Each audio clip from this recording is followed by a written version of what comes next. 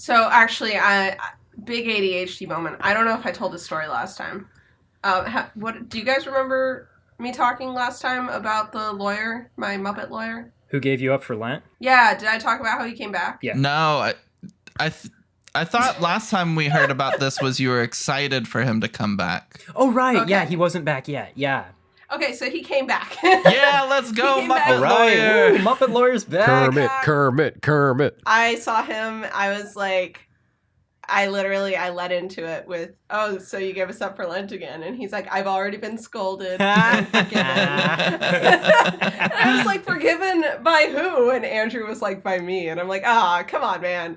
You're not allowed. You weren't even here for it last time. But he seemed super heart-warmed that we remember his last habits and stuff, and I'm like, yeah. So heartwarmed that one of your hyper regulars you remember, oh yeah, that's right. He pulled this move last time too. Well, and the fact that everyone else brought it up to him, but I'm the only one who knew that it happened last time because I was here for it. I wasn't even the person to get to him first. Everyone else already had yelled at him. So by the time it got to me, I just like gave him a disappointed look, and he's like, I know. I'm like, well, I can't rag. You guys took away all the fun. I can't rag on him if you guys already have done it. Yeah, really.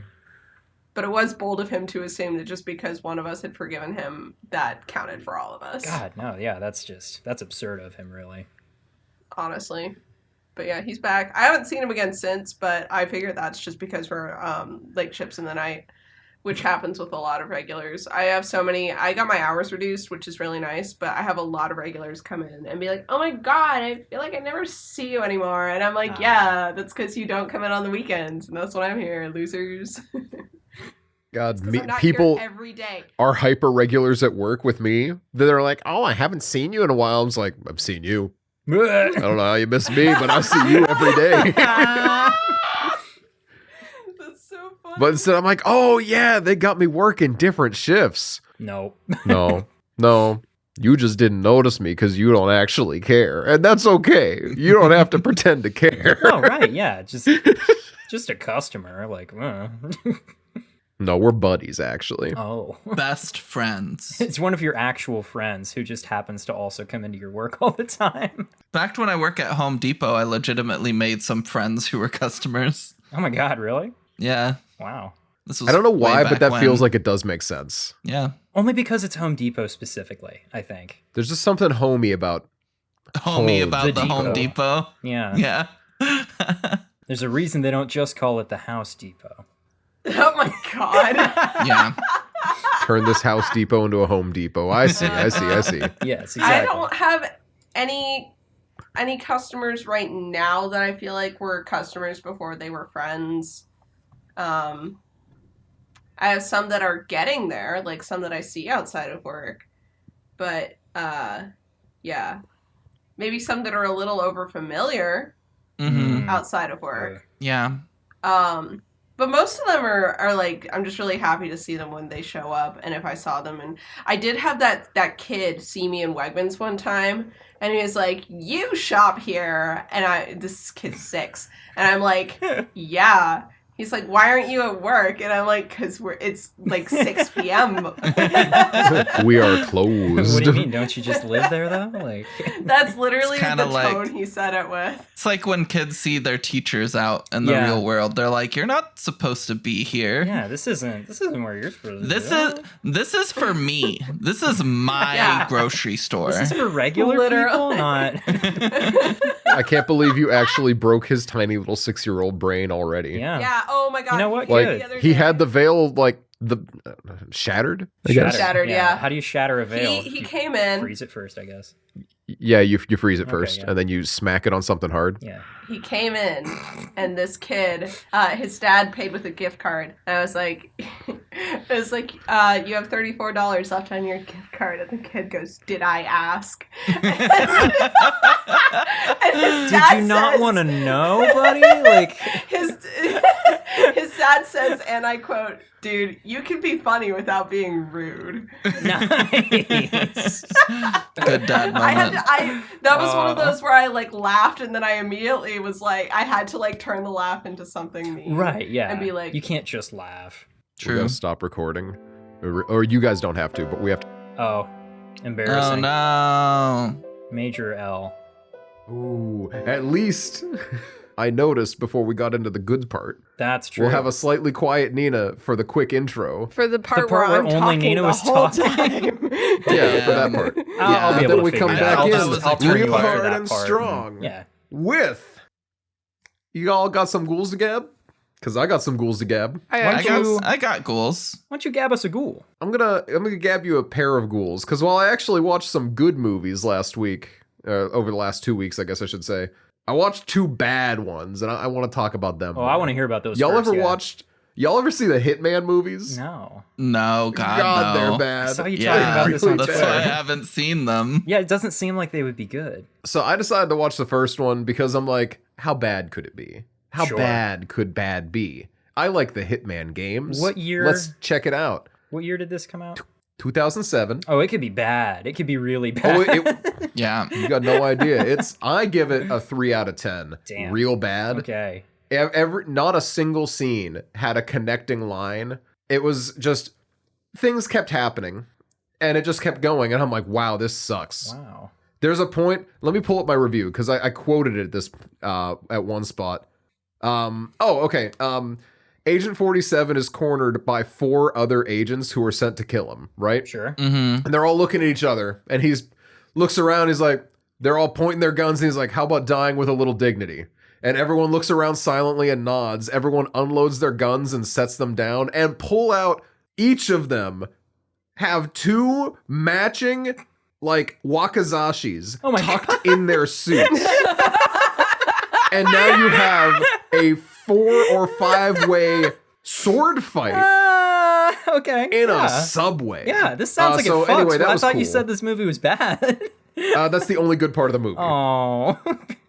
There's a cool part where he assassinates a Russian head of state who is actively trying to do better things for the country. He's impersonating the old head of state who he had killed. He had plastic surgery to look just like the guy. Oh my god.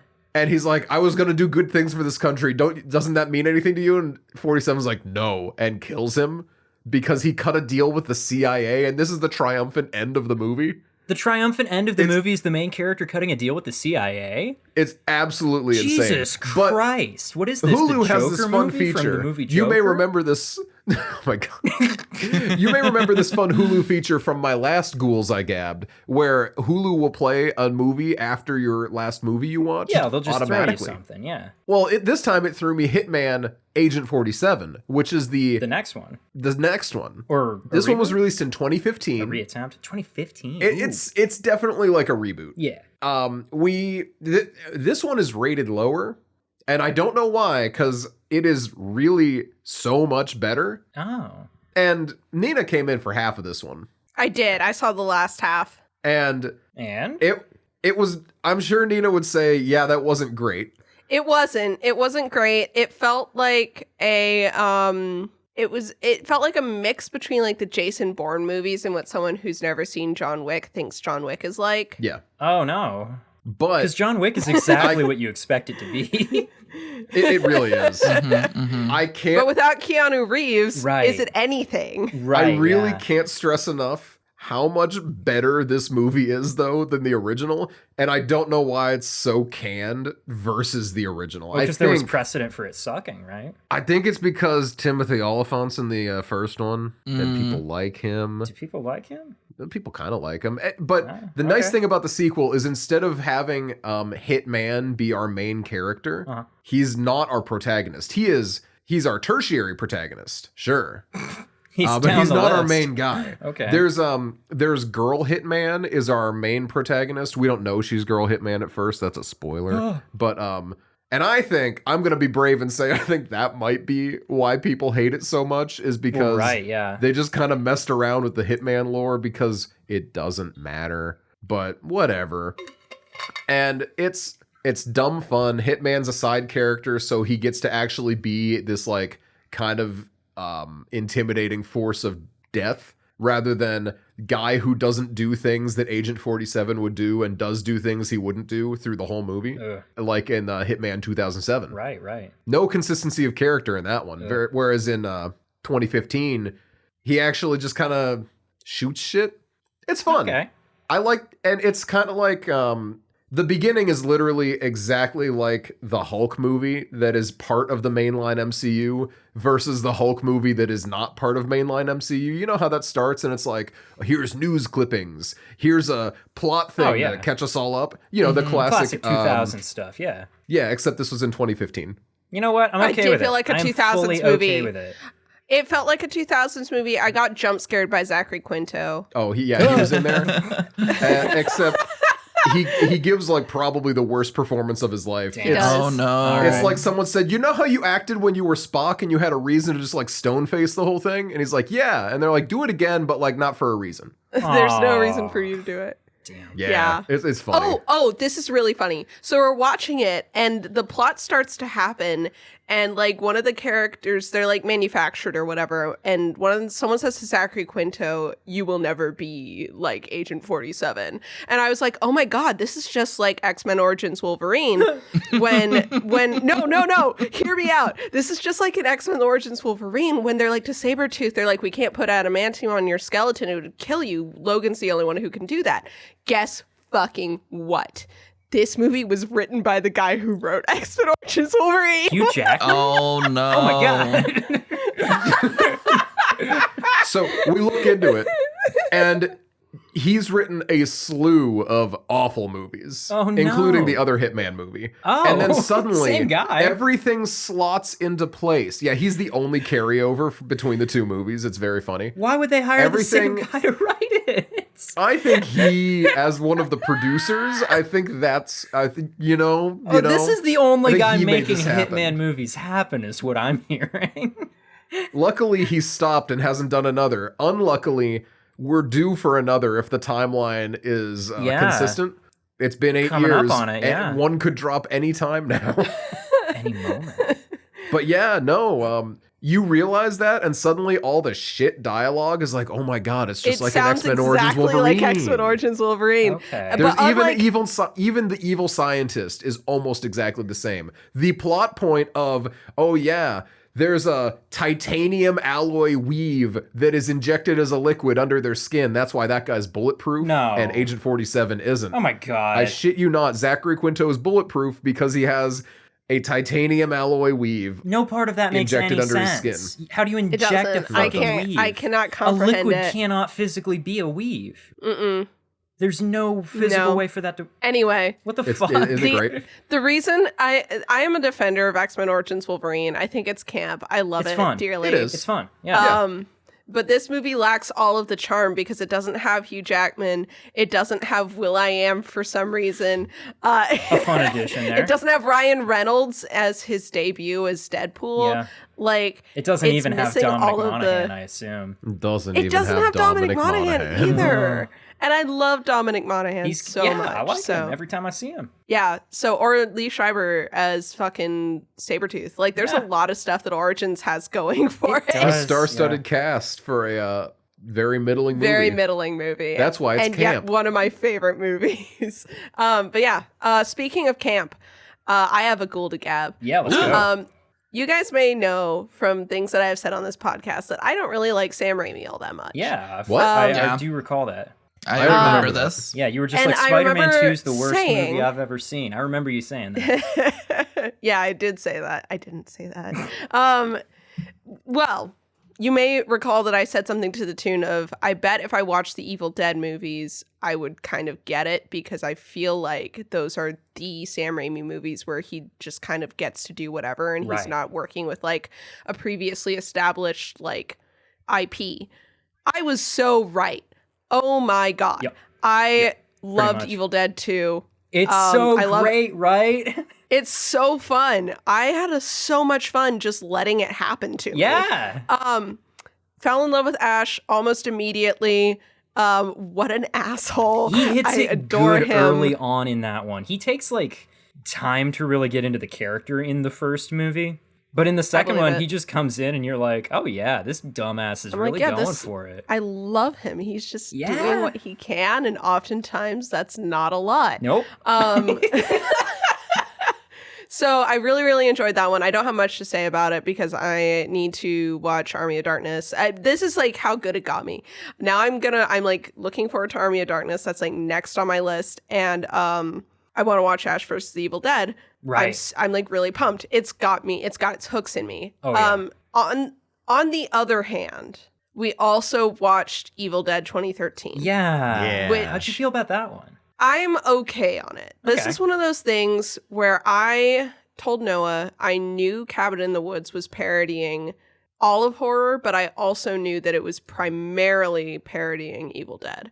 That was like Little bit. like pretty much what I knew of Evil Dead is like I have seen Cabin in the Woods, which means I have seen parts of Evil Dead. Yeah, And I was kinda. right when we watched Evil Dead 2.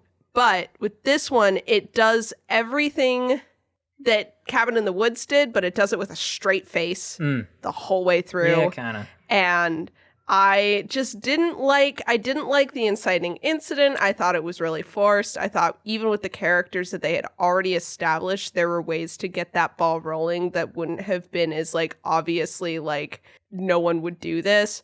I really liked a lot of the visuals. I really liked a lot of the acting and the gore. Yep. I really liked a lot of the special effects. Yep. But it was just the characters were so unlikable. Yeah. It was really hard. I think part of it was coming directly out of Evil Dead 2, where you have Ash, Right. who is yeah. such just like super such a charismatic lead. He's really powerhouse. going for anything that he's doing. Mhm. There's nobody like then that to- in 2013. No, like Ash is so well characterized as a himbo that like when he turns on the tape recorder on the desk and just listens to it reading this ancient incantation out like all the way through, I'm like, yeah, he would do that. Yeah. Evil Dead 2013 asked me to believe that someone who is a history teacher would read out loud something that there's no one in the room with them. They don't have to read it out loud. And the book says, do not read this shit out loud. Yep. And they do it anyway.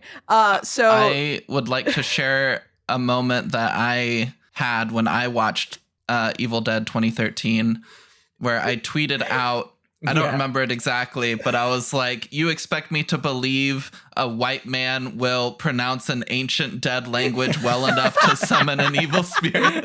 Yeah. Well, to you, I say what I said to Nina. He is a history teacher. but that's part of the reason I Yeah, think he but- wouldn't. That's part of the reason I think he wouldn't. And also, I've had history teachers who would go really hard on the pronunciation of stuff in like the American history books, and then just like completely shit on anything else. Yeah. Oh, wait, they Also- know Latin and Latin only. Mm, Did you just say, I had to step away from my computer for a moment, but yeah. did you say there are no likable characters in Evil Dead 2013? When the evil spirit saying, come down here so I can suck your dick is right there. That's true. Okay, she was that right. was That very was, good. that was incredible. That's true. That was Favorite incredible. character bar none. That was a very good Very moment. powerful. Yeah, I feel like Evil Dead 2013 really like embodies all the good points and all the bad points of every single movie that Fed Alvarez has ever directed. Because everything of his that I have watched, I have had all the same feelings, where I'm like, yeah, this had moments that really got me. And I didn't like any of the characters or the story. Remind me again Every which time. one it was that you said that he had worked on that we talked about Don't before. Breathe. Oh God, fuck. Okay, and yeah. Every time that what I also rediscover a this, handful of other things. Yeah, that's him though. Yeah. okay. Yeah, and every time that I talk about him, I end up talking about Alexander Aja, who's a French director that I have the exact same kind of relationship with. His movies always have these. He's got this great like visual style, and it's very similar to Fed Alvarez's style. I think Fed Alvarez probably has watched a lot of Alexander Aja movies and probably really liked them because they have a very similar visual style to my eye. But like every single movie of his has the same set of problems. It's like it's got cool moments, it's got cool visual shit. It does not have cool or likable characters or cool and likable story. I can't. I can't get into them. Yeah. Yeah. But they're a good time. And I'm here for it. Mm-hmm. Speaking of a good time, can I gab a ghoul? Let's go. Oh, yes, please Cool Gabagool. that. Ghoul that gab. So I've been known in the past for gabbing ghouls that aren't actually ghouls, being that I have gabbed plenty of non-horror movies. Oh, sure. And I'm about to gab a ghoul that many people would not expect to be in a horror movie, but I think kind of is. Oh. Today I went and saw the new Guardians of the Galaxy movie. Oh my God. And I saw it too, so I can weigh in on this. Yeah. Bar none, I think it is the most horrific entry in the MCU. Has a lot Easily. of body horror and was really fucking good. It was. It is possibly my favorite MCU movie. It rounded off the trilogy so nicely. So well. I cried so fucking much. I cried so much. It's so good. It's really ridiculous. Like, obviously going in, know that it's a James Gunn movie. It's really like wild and it takes comedic. a second to get going, but once it gets going, it does not stop. It's I think so they good. really, they're like, we have a framing device that we need you to buy into, so we're just gonna jump into that framing device. Yeah. But once they do that, everything works really well. But the body horror, I think, so this kind of leans into something I've talked about with writing horror before. One of the best ways to get horror to work is to borderline not acknowledge it, to just Yeah. like put it into a scenario. And this body horror is happening, and it's so like gut-wrenchingly painful and horrific to watch. Yeah. Because the characters don't know how horrific their situation is. And we as the audience are seeing these like innocent characters going through this shit with this optimism, and it hurts. It's so fucking bad. crushing. It is God. absolutely devastating. I was not expecting them to go as hard as they did, but they did not hold back on any of the imagery or anything. They went dark. Yeah. But it's it was fucking so dark. good. Yeah. I Big really fan. liked it. Big fan. Very cool. Mhm. Yeah. Yeah. I would definitely say Multiverse of Madness tried so hard to be a horror only for James Gunn to just like run away with it Yeah, without advertising totally. any of that shit. Oh my God. James Gunn is just a really good director, especially when he's allowed to do his like, I want to be a little goofy and also a little serious thing. Yeah. He's really good at what he does. Yeah. I enjoy his movies. This is easily the best trilogy in the MCU. Every movie is a really solid entry. All the characters get their time to shine. And then it ends. And we might get more with these characters, but I was talking to my friend that I went to see it with, and I was like, even if we do, this is where it ends for me. Like, I'm just Yeah. not going to acknowledge any shit that happens Yeah. to these characters after this. I'm probably going to message you something while we're doing this podcast recording, Okay. because I just need to talk about it with you. Okay. But yeah, absolutely. It's such a good end to a trilogy. And if you enjoyed the other Guardians movies, highly, highly, highly recommend. Very cool. We got any other ghouls? I've got one that I think is kind of relevant to today's movie and also relevant to something that I just said a minute ago, actually. So Is it Suspiria? it's not Suspiria. I wish. I need to get to it because having now seen one of Luca Guadagnino's other movies, I'm like very into the fact that he did Suspiria, actually. Wait, did he do Suspiria? He's the guy He who did the directed the remake. Suspiria remake, yeah. Yeah. Oh, I love Same the dude. Suspiria remake. I love that. Yeah, so I kind of took a break from my J-horror thing that I've been doing lately and went back to a ton of Giallo movies. And like largely like non-Argento stuff, actually. I got into a bunch of Lucio Fulci stuff, but I'm not talking about that right now.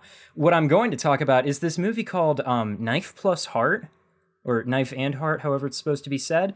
This movie really surprised me. It's a Giallo movie, right? However, it came out in like 2018, I think, which is an awful lot more recent than most Giallo movies that I've seen. And also, second curveball, it's French. Now, most Giallo movies are Italian. It's a predominantly Italian genre, right? And Hence the name. I always well, yeah, assumed. exactly. And I specifically am very like not into French movies normally. I have to be in a particular kind of mood to even give one a shot normally, right? But then in reading the description of this one, I see that it's gay, and I'm like, okay, All right. A gay French giallo movie from 2018. It's set in 1979, and the story centers around a gay porn studio. So basically, I'm like, yeah, I'm in. All right. I watched this movie. This thing goes so hard. It is so fucking good. It does everything that I think a giallo movie ought to do, and it does it in a way that I think is very cool. It's kind of like, it's very Argento-pilled, but everything that it does in a very like original kind of way. It's very clear you're supposed to be thinking of that. It's clear that when it does, stuff with its soundtrack that's very like Fulci-esque, it's clear that it's doing that on purpose. But then when it plays into the usual sexuality of the giallo genre, it's doing it in a gay way. So it's kind of turning it on its head, but it's also still just playing into it straight. And that's a really neat combination of things to be doing. Also, the story is fun, just as weird as your average Argento story. The soundtrack is by M83, and it's really good. It does the like sort of just being a goblin soundtrack thing really well. I cannot recommend this movie enough. It's really good, and it captures the 1979 feel really well. That's awesome. Nice. Yeah. Hell yeah. Yeah, I was super into it.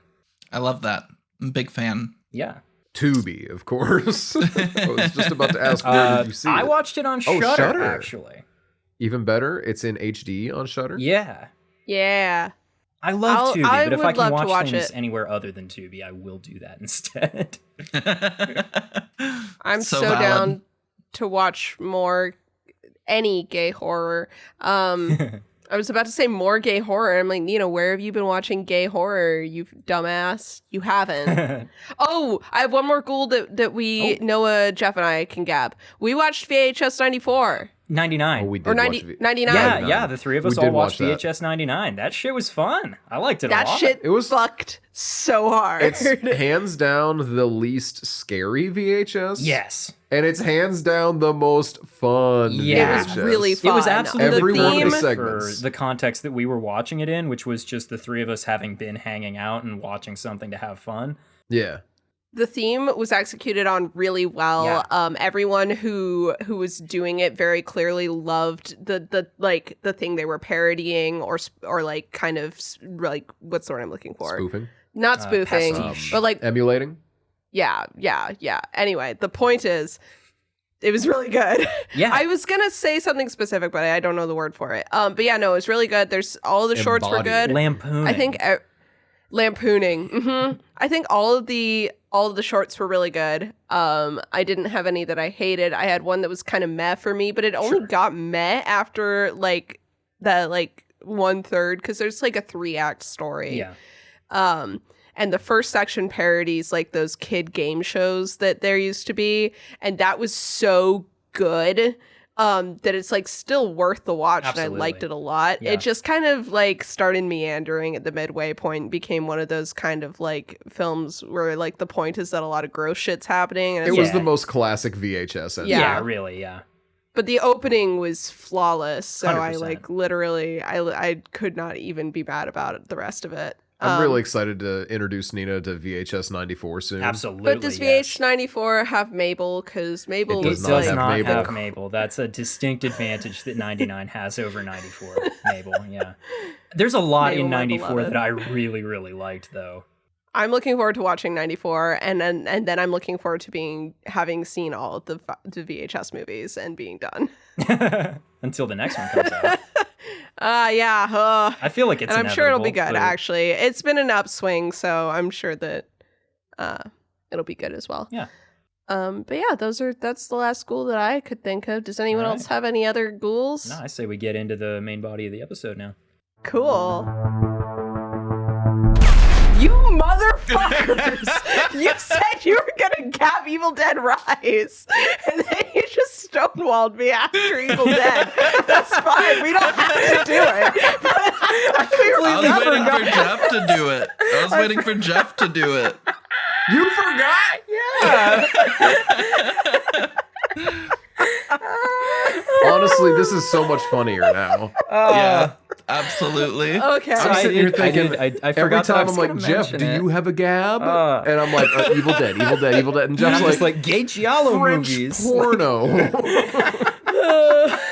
That was iconic. like a fucking Marvel movie. Oh my God. I'm like, That's so valid. Okay, all right, sorry. I just had to get that out of my system. Yeah, I'll before we edit move this so forward. I talk about Evil Dead Rise like right after you're done talking about Evil Oh no, Dead. don't and don't then, you fucking dare. yeah, I can do whatever I want. I do the edit. I control That's this what you- pod. Evil Dead Rise is pretty good.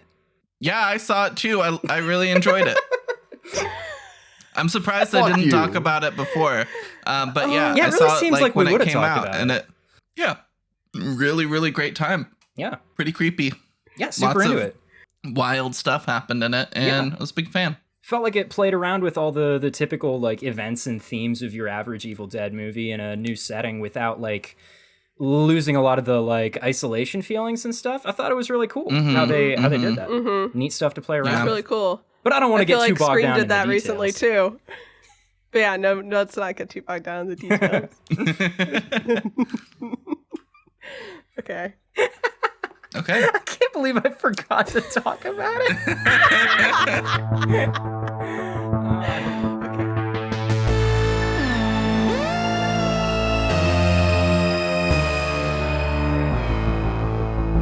Welcome to Casual Obsession, the horror movie podcast where we talk about horror movies.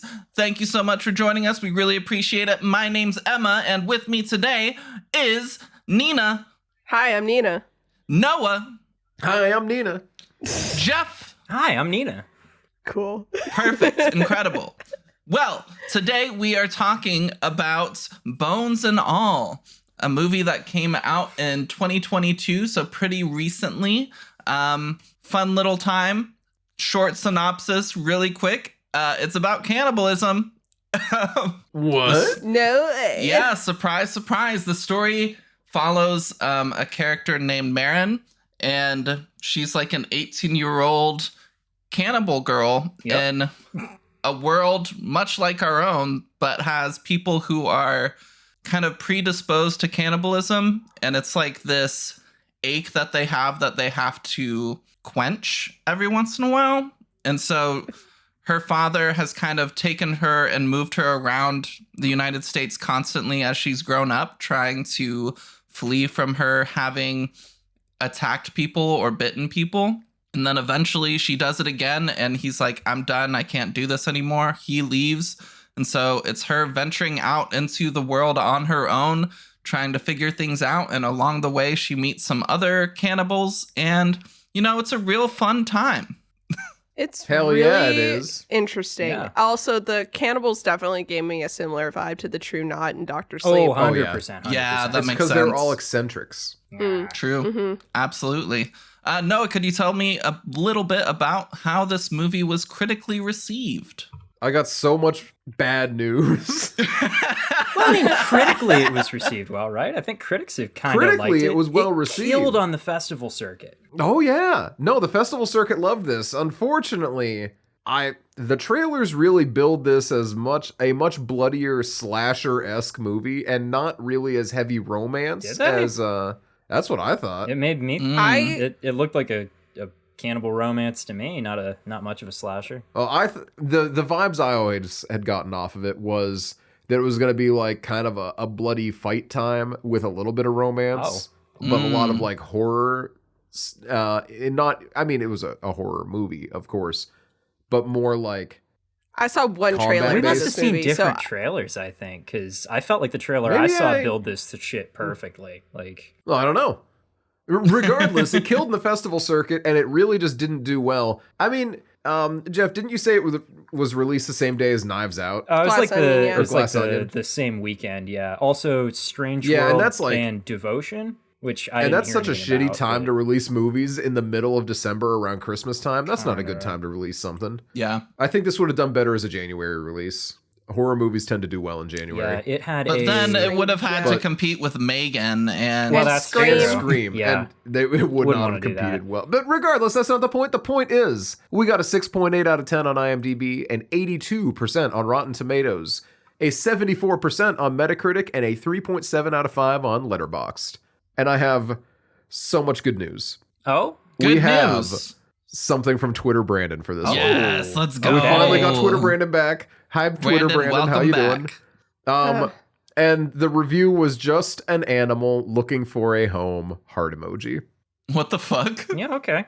That's it. That's the review. You know He's what? moved away You know from what? giving numbered reviews unless he really thinks it's a 10 out of 10 banger. So I just have respect to assume what he means on some of his, and we have that connection. This is a like, positive we're review connected for like that. sure. I mean, Yeah. come on. Oh, there's no way this isn't Okay. positive. Yeah.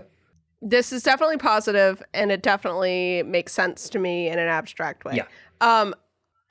Before we go to our own ratings, I want to go off on a little rant that I went on before we started recording, and I definitely should have kept it till now. Yeah. Hit it, Nina. The lower ratings from audiences. I also went on Tumblr while this movie, because it's my thing. I do my little Tumblr thing. And there's a lot of like really aesthetic like GIF sets and like crops and like song lyrics edited and whatever. But there's also a lot of people talking about how a lot of people didn't like this movie and how they felt like the odd one out for really enjoying it. And honestly, I get it. I get why people didn't like, why general audiences wouldn't really have super loved this movie based on like the tone and the level of like intensity of certain scenes and all of this. But what I was saying before we recorded is that it just made me have this realization that I have every once in a while, that creative people, people who really like to get into like themes and like metaphor and such, often create things that are just for other people who think like that. And there is another group of people who do not think like that. And sometimes I forget that there are those two like distinct groups of people. Like it's a spectrum, obviously. A lot of different people have a lot of different levels of like willingness to get into metaphor. My dad is one of those people who's like not super into that. He was always like, why are you spending so much time thinking about fiction? But like with me, every once in a while I see something and I'm like, damn, I get this, but I also totally see why other people don't. Yeah. And it's really hard as a creator to kind of recognize when you're making something that like people are going to get and when you're making something that only a few people are going to get, and like being okay with that. And I Yeah. think this movie was one of those moments for me, like near the end where I was having like a really emotional like time with the themes of the movie and it all coming together, and I was like reading stuff on Tumblr talking about the themes and the metaphors, and then I had this moment of, I can imagine someone who went into this movie not knowing what it was going to be like or having any idea where it was going and sitting here with this ending and being like, what the fuck? Yeah. I Yeah. remember seeing some stories online of people being like, I took this like Hinge date here for like our first date to see this movie. Oh, no. They're like, Oh. afterwards we just both left and we never talked again. Yeah. No surprise there, really. Yeah. Yeah. Yeah. What else do you say It's the there? difference between people who talk about Shape of Water as the fish sex movie and legitimately think it was like weird, gross, and didn't deserve an Oscar, and people who do think it's like legitimately like very similar kind of groups. Yeah. But yeah, I feel I went to see Shape of Water with a date, and he did not talk to me about the movie at all. I waited until the next day when my roommate was home, and I was like, you have to see this with me because I need to talk to someone about it. Mhm. And I wasn't about to fucking talk about it with my fucking fucking Tinder date. So Yeah. I still haven't seen Shape of Water, and Yeah, it's one of my neither greatest have I. sins. guys should see it because it's great. But Gonna and get to it's a good it's Del Toro, so That's true.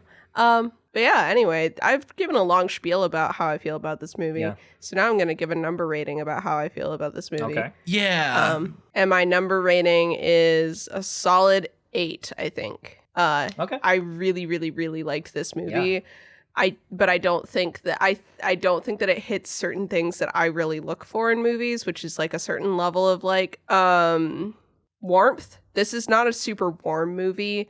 I think it's like the depth is there and the metaphors are there. I would not call this a shallow movie, but it's Right. very awkward and in an intentional way. And I think that I just kind of miss that. But that's a me thing, and I think it was super intentional on the part of the movie, and I still loved it very, very much. So 8 out of 10. Mhm. Yeah. Makes sense. Makes sense. I'm Noah. also sitting with an 8 out of 10. Okay. I had a very good time with this movie. But yeah, I don't know. Very good time. I don't think it's perfect, but it was a lot of Sure. fun. Yeah. It's really interesting, entertaining. I Mhm. enjoyed it. Jeff, what did you think? Okay, so I Actually, when I saw the trailers, I mentioned how I felt like this movie, the trailer that I saw build this movie almost perfectly. Full disclosure, when I saw the trailer, I was like, I'm not watching that shit. Because number one, this is the first thing I ever saw Timothée Chalamet in.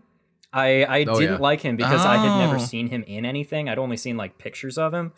And I was just like, that guy has a funny looking face. And having seen him move now, he does not have a funny moving face. I actually wrote a note at the moment in this movie that I realized he actually is hot, and I was mad about it.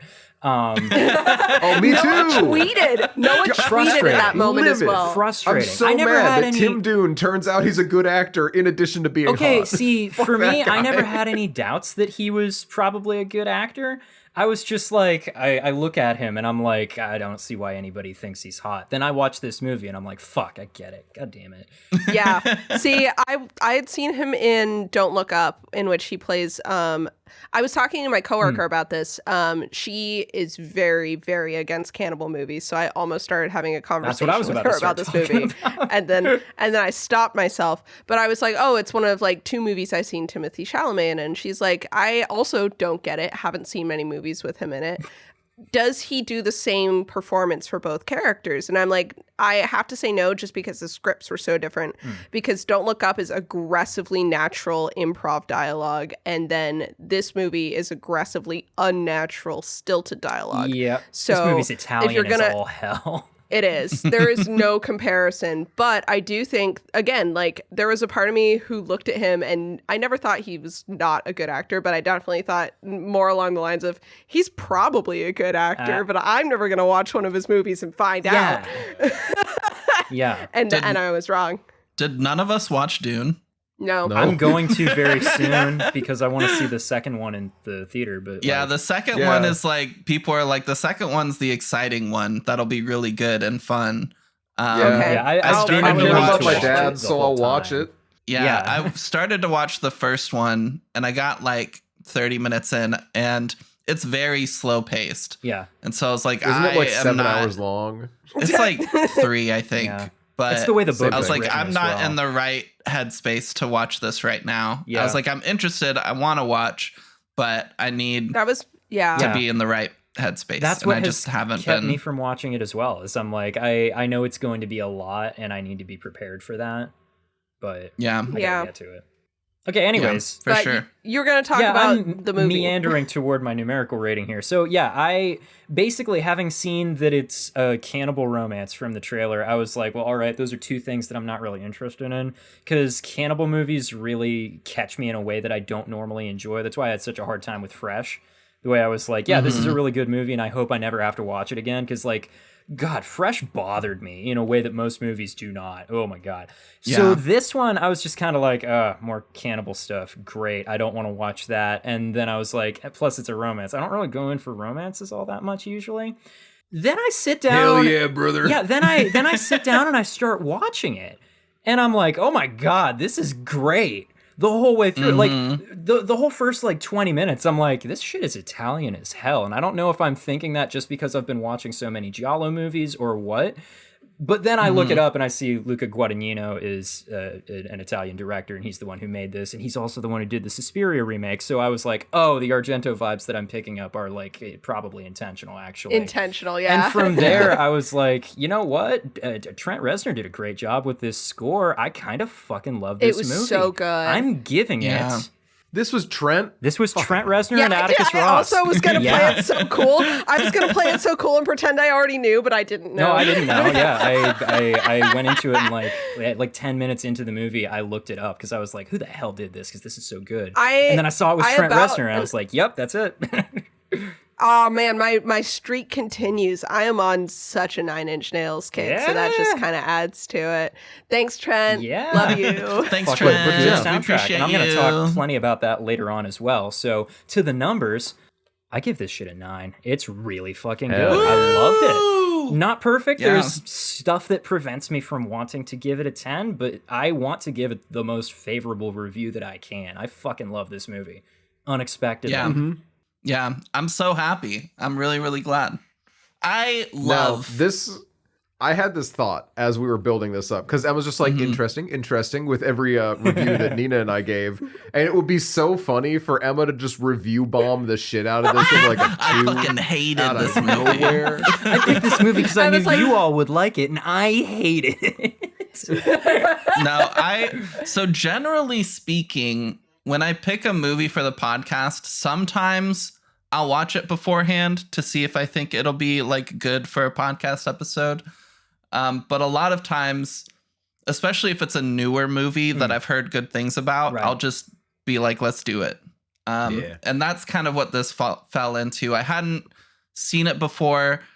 I'd heard good things about it. And the big reason it kind of fell on my radar was Dead Meat had their like awards show Oh, right, yeah. recently, like a couple weeks ago. And so I watched that because obviously last year was such a fucking good year for horror. Stacked Yes. as hell, yeah. I wanted to see kind of like what all they said about it and what decisions they made. And particularly, I mean, this movie came up a few times, but particularly Mark Rylance, who plays Sully, was Yeah. nominated for a bunch of awards, and I think won some too. He won at least one of them, yeah. Yeah, Fucking and freak show in this movie. Taylor God. Russell yeah, won, like, absolutely. two as He's well, terrifying. But so that kind of put the movie back on my radar. And then when you all gave me the opportunity to pick a movie again, and it's been so long, I was so excited. I was like, yeah, okay, perfect. And so I just did this one. But I had a great time with it. I saw it right after I watched Guardians of the Galaxy Volume 3. Like literally, I got out of the movie theater. It was about 4:00. We started recording at 8. And Jeez. I had to commute back home and I needed to stop by the store. So I was like, I'll just like start watching this on my phone just to kind of like cut back on time. So I was watching Wait, so it. you watched it today for the first time? I watched it today for the first time. Oh my Holy God. shit, Oh my powerful. God. That's powerful. So I was like sitting down at the metro station waiting for the train to come, watching the first few minutes of this movie. And this is not a spoiler because it's the first few minutes of the movie. Right, yeah. It's literally the setup. But main character Marin gets invited to kind of like a slumber party at this girl's house from her school. And you learned that her dad kind of has locks on her door and doesn't really let her go out for good reason because she's a cannibal. But she sneaks out through her window and goes to this slumber party. And while they're there, girls are kind of like doing their nails together. And she's sitting under a glass table with this one girl. And the entire time, Marin's looking at the girl as if she's very like interested. Gave very kind of like bi lesbian vibes. Oh, yeah. And the girl gets her nails painted. And she's like, oh, Marin, like, what do you think of my nails? And Marin just kind of like takes her hand and like kind of interweaves their fingers and is looking at the nails and then just like takes, I think, the ring finger and like starts chowing down. Rips the And- flesh Yeah. away. Yeah. They show this part in the trailer. So much of it. Yeah. But it goes far longer than I was expecting to. And then they finally like get the girl's hand out and the finger is just completely degloved. Shredded. And holy shit, my jaw literally was just dropped in this. And I was like, what? Yeah, no amount of In, Mike like, the Flanagan metro. movies prepared me for that scene. Yeah, no, I that was literally so wild. was being audibly reacting to this at the metro station. And so I stopped it. I was like, I can't watch this movie in public. Yeah. But getting back home and watching it, it was a really fun time. I think it's partially hurt by the fact that I just got out of Guardians and I fucking loved that and was emotionally stomped all over by oh, it. Jesus, yeah. Oof. So I think if I were to give it a couple days and watch it again, I would enjoy it more. But still, I'm hitting it with a 8 out of 10. Okay. Really, really great time. Still a very Really positive enjoyed it. review. Absolutely still a very positive review. There's a lot to like about this movie. But some things to be aware of are the content warnings. Noah, you got some content warnings for us? Now, I don't want to alarm anyone with our first content warning. There do be cannibalism in this movie. What? Oh my I know, God, I what? know. No. You probably saw the trailers In and thought, bones no, and all? No. that must be lying. But no, Right. there is. And obviously with cannibalism, honestly, this is a great spiritual successor to March of the Zombies. A little bit. This is a good Because transition. this is some really, out. Yeah. ooh, it's some real grody people eating in this movie. Uh-huh. Holy shit. Yeah. There's some blood and gore. Cannot stress enough. The blood and gore in this movie really It's hit. doing it. And if that's, it might not be your thing, and you need to know that. With that Yeah, said, it's there's- not as in your face as it could be. Yeah. This No, is not but- pretty cannibalism. No. Um, And it's not I cooked would- either. Fresh was like an emphasis on cooking. This is Yeah. like, Yeah, this movie And I would uses its say- cannibalism very differently from how Fresh did. yeah. Yes. I would say Fresh is a clean cannibal movie, and this is a very messy cannibal movie. Yeah. Fresh is a cannibal movie you can bring home to your mother. Not this one. But you wouldn't want it. Curiously enough, the cannibalism in this one bothered me way less than it did in Fresh, actually. The way they Well, play it's because it it's is closer to zombie stuff. It's suppose. yeah, it feels very bestial, I guess I want to say. Yeah. Animalistic, Like zombie yeah. like Which is so animalistic, interesting. vampire-esque. I cannot wait to talk about Yeah, we got to get into the this difference shit, 'cause- in metaphor between Fresh and this movie. Yeah. We Oh, got a absolutely. couple other content warnings Right. here, though. We got some abuse references in here. We have an old man, comma, creepy. We got Yeah. stalking, and we have one use of the F slur. Yep. Which Nina, terrible person that they are, thought was I funny. thought it was fucking hilarious. I thought it was was. And in the scene was where it so is funny. said, it is funny, actually, yeah. Yeah. It is very funny. This I does thought it take was place well in the utilized, late 80s. realistic. Also, yeah, the movie It- is set in 1988, so, like, Yeah. it was realistic, well utilized, and fucking funny. Yeah. So but they don't get a pass or anything. No. But out of the times we've heard it on this on the like movies we've seen for this podcast, this is the funniest one. best one, Yeah. yeah, best one so far, for sure. Easily. We should keep a rank Absolutely. list, probably. And intentionally so. It's not like in like the Endless where it was funny because it was just so like stupid. Yeah. It's like this one is funny on purpose. Yeah, Yeah. There is nudity as well. Uh-huh. just a touch. There's sex in a cornfield. a little bit. Yeah. a little bit, a Oh little yeah, bit. I did forget about that. Yeah, And there's some posters hanging up in part of the movie that have Oh my god, no, yeah, that's you right. talked Yeah. about Yeah, another those? content Hardcore warning. We got a porno man listening to posters. Kiss willingly. What the fuck? Who Oh does yeah, that? singing along with Kiss. I He's do really into I it. do love that scene though, actually, for reasons that I'll get into later. It's the boob posters. All of It's the I gotta get actually into nothing like to do with the how boobs. all of the diegetic stuff in this movie is so on the nose, and I love it. It's beautiful. But yeah, that's the content warnings. Yeah. I think. so good. So with all that Incredible. said, though, I mean, Some how scary stuff in how there. scary is this movie, though? Actually, I was That's- wondering that. That's such a good question. I feel weird doing the scary rating because so often I give things like a 1 or a 2. It's very rare that I give like a higher number, it's kind of true. Yeah. but there are parts of this movie that are really grotesque and horrifying, and there are some things that really caught me off guard. Mhm. And I feel like I don't get phased super easily. So for people who do, it might be a bit higher, but I'm going to give this like a 5 or 6 on the scary rating. Okay. Yeah. Mhm. Yeah. There are moments.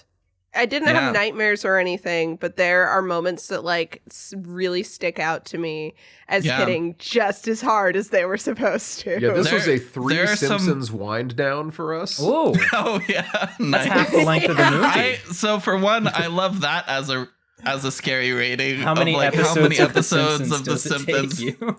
Yeah. But We kicked right into Treehouse of Horror 4, and Nina's Oh, like, yeah. "Oh, I thought we were gonna wind down, but I guess not." A Treehouse of Horror is like a good I way to fucking like love the kind of Treehouse of ease Horror into episodes. a I wind keep down. meaning they're to, so like, much fun. Literally just go through and skip and watch all the Treehouse of Horror episodes in a row because that just sounds like such a good time. Yeah, this is a 1. This is a movie that is Actually, it's a little 5 or a disturbo. 6, Nina. It's not a Yeah, 1. it's, I just said it. Yeah, okay. What the Yeah, this is Anyway. this is one that really does actually hit in a lot of ways. hmm It's The not so gore much is like jump scare or gross. anything. It's No, just like that's the thing. The your scariest stomach part, will be a bit unsettled. I think the it scariest uses parts are not, like- implication. yeah, It Yeah. uses implication really well. Oh, Without leaving things up to interpretation so much. There are Yes. 2 moments where you see it and you're like, oh my God, did this happen? And then Timothy Chalamet's character just like says it out loud. And I'm like, damn, I was really hoping I could like look on the bright side of this, but no. Yep.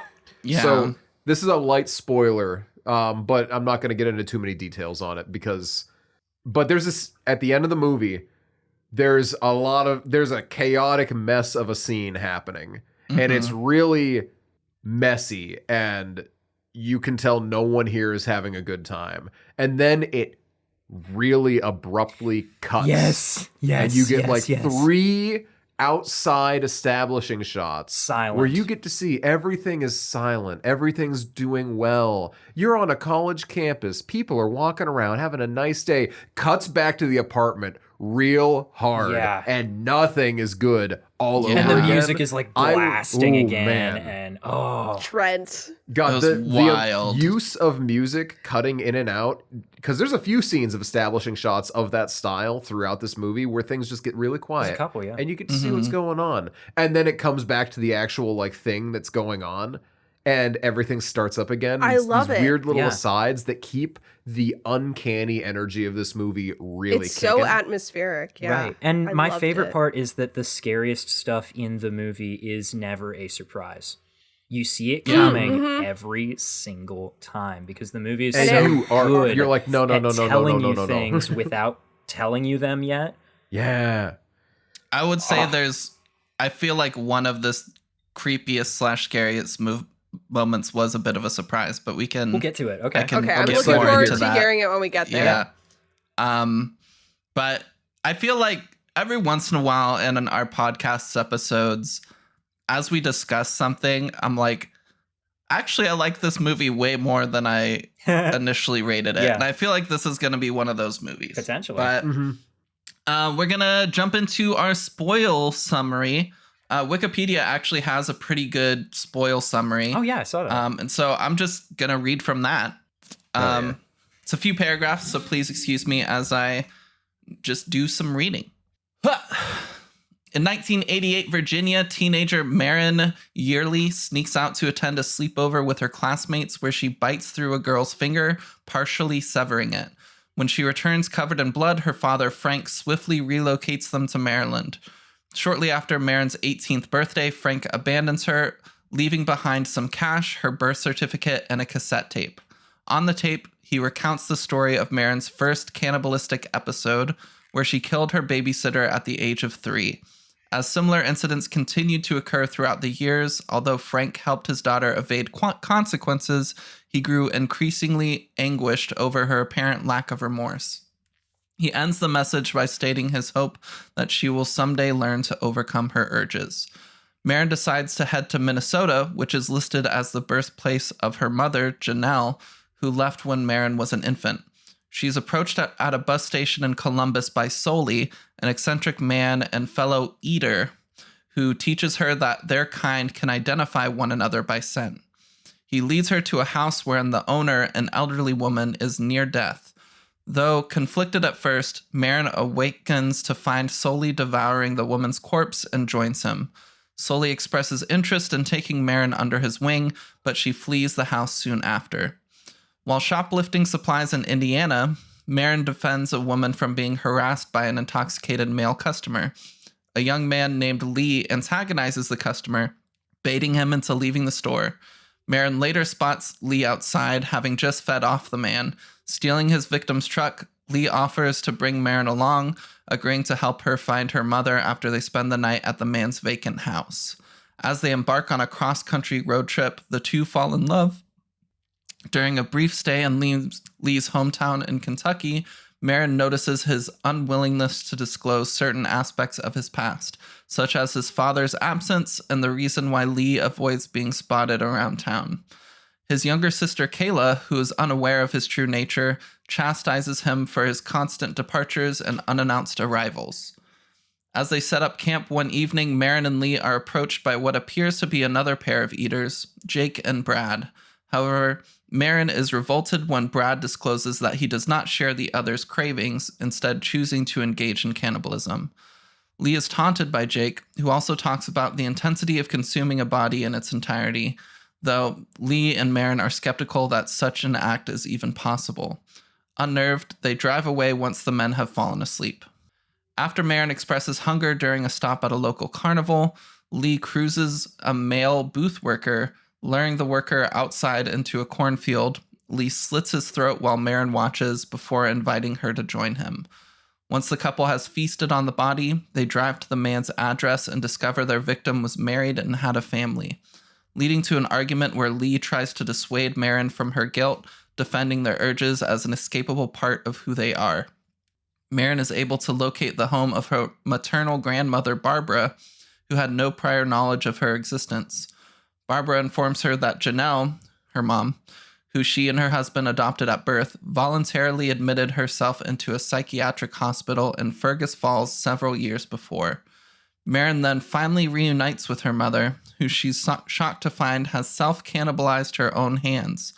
A nurse gives Marin a letter that Janelle wrote to her in case they were to ever meet again, which concludes with Janelle's belief that Marin would be better off dead than living as a monster. Janelle proceeds to attack her daughter before being restrained. Refusing to go down the same path as her mother, Marin leaves while Lee is asleep, soon being approached by Sully, who had been stalking her. She turns down his offer to become companions, causing him to angrily curse at her before departing. Once he realizes Marin is gone, a devastated Lee decides to return home. Marin eventually makes her way back to Kentucky. She runs into Kayla, Lee's sister, who reveals that on the night of her and Lee's alcoholic, abusive father's disappearance, he beat both of his children before mysteriously vanishing while Kayla ran to get the police. Having been initially considered the prime suspect, Lee was cleared once it had been proven that the blood found on him was his own. Marin and Lee rekindle their relationship, deciding to travel westward with no clear destination. Lee tells Marin that he realized his father was also an eater when he bit Lee during their scuffle, confessing that he hid his father away before feeding off him and that he enjoyed the thrill it gave him. He tearfully asks Marin if she thinks he is a bad person, but she declares her love for him. They vow to abstain from cannibalism and attempt to lead a normal life together. Sometime later, they are shown to be living happily in Ann Arbor, Michigan. Marin returns home one day to find Sully has broken into their apartment, and he pins her to the bed at knife point, bemoaning her past rejections. After Lee arrives, they succeed in killing Sully, but Lee is fatally wounded in the struggle. As he lies in her arms, Lee expresses his wish for Marin to eat him as he dies, bones and all. Marin frantically refuses at first, but eventually gives in. And that's the movie. That's the movie. Hell yeah. That's the movie. Really, really fun time. Like, listening to that, like, run through. Firstly, maybe we should consult Wikipedia's run throughs more often, because that was fucking tight. They aren't good. usually that Things good. here and Really- there, but they are mostly really are. very good. This one Yeah. did also miss a couple things, but Yeah, they It did, missed the for fact sure. that they were jerking off in the cornfield, That's which is kind of true. important to the podcast. a couple things that are worth noting that I don't want to spend too much time on. First of all, because this is going to come up when we talk about it, Sully kills Kayla. Like, that's a fairly He does, yeah. like Yeah. important thing. He has this like braid of hair from all the people that he has eaten. Yeah, and he's just like, this way I can remember everyone. Like, and that's weird as hell. But Marin finds it after they kill Sully, and Kayla's hair is at the end of the braid, and they correctly identify that that's how Sully found her, and also that Kayla's fucking dead, which was that was one of those That's ones that fucking was wild. wrecking. Mhm. yeah. That hurts. That hurted, Yeah. man. And secondarily, Lee has a tattoo that says Adam and Eve and Steve, which I'm not sure is period accurate, but I do love it. That's great. I didn't see that. Yeah, here I'll find it. I'll find. Oh the wait, is that screenshot what's for you. on his lower back? No, it's on his shoulder. Oh, okay. It's. I'll find it. Because I saw that That's he's so got good. something on his lower back, but I didn't get a good look at what it was. Yeah. There aren't too many interesting fun facts for this movie. But one of them is Marin's birth certificate says that she's born in Menomonee, Wisconsin. Probably mispronounced Menominee? that town name. That's the one, probably. Just as a guess. Maybe. It's kind of like Anemone. yeah. But anyway, Wisconsin was the home of famous cannibal and Oh, serial yeah, killer Jeffrey Dahmer. Wisconsin is also where Ed Gein was from, another famous serial killer who was accused of cannibalism. Yeah. So Although if you're in Wisconsin, denied be cannibalism, careful. Didn't he? He Made did. arts and Yes. crafts He out of did deny people's it. skin, but like he denied ever eating anybody. Yep. Which, like, he can't, not even once. Wasn't even tempted, didn't even think about I it. feel like That's a weird ass thing to say, Nina. I'm not gonna lie. I just think that, like, he don't know, I he feel might like have, he's like carving into people. what does he gain by Yeah. lying about that though? That's also true. Like- There's no reason. He's like, I draw the line, and that's super, Yeah, super like- reasonable. Yeah. I would Anyway, like. I since don't want to be a true crime girly. No. I hate it. Yeah, since I hinted at this right before the spoiler synopsis, I would like to just quickly come back around and say that the part that I thought was really surprisingly freaky that I didn't see coming was as Marin is visiting her mom in the psychiatric hospital, and she's kind of reading this note that her mom left for her. It ends with you would basically be better off dead than becoming a monster. And as she reads that part, her mom just jumps up to attack her to try to kill her. Yeah. Yeah. Did not see that coming, and that was fucking wild. Yeah. Yeah. Mhm. Actually. Yeah, because her mom's like barely lucid. Barely Yeah. lucid, has literally eaten off her own hands. Yeah. That entire kind of like scene of Marin kind of arriving in her mom's hospital room is wild and terrifying. Yeah.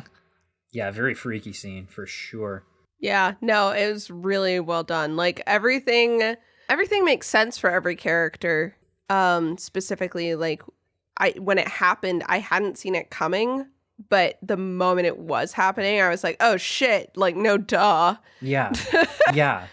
But it's like it Yeah. doesn't hit quite in the same way that like everything that Sully does, like I have a note written at some point where I'm like, literally nothing that Sully does ever comes as a surprise.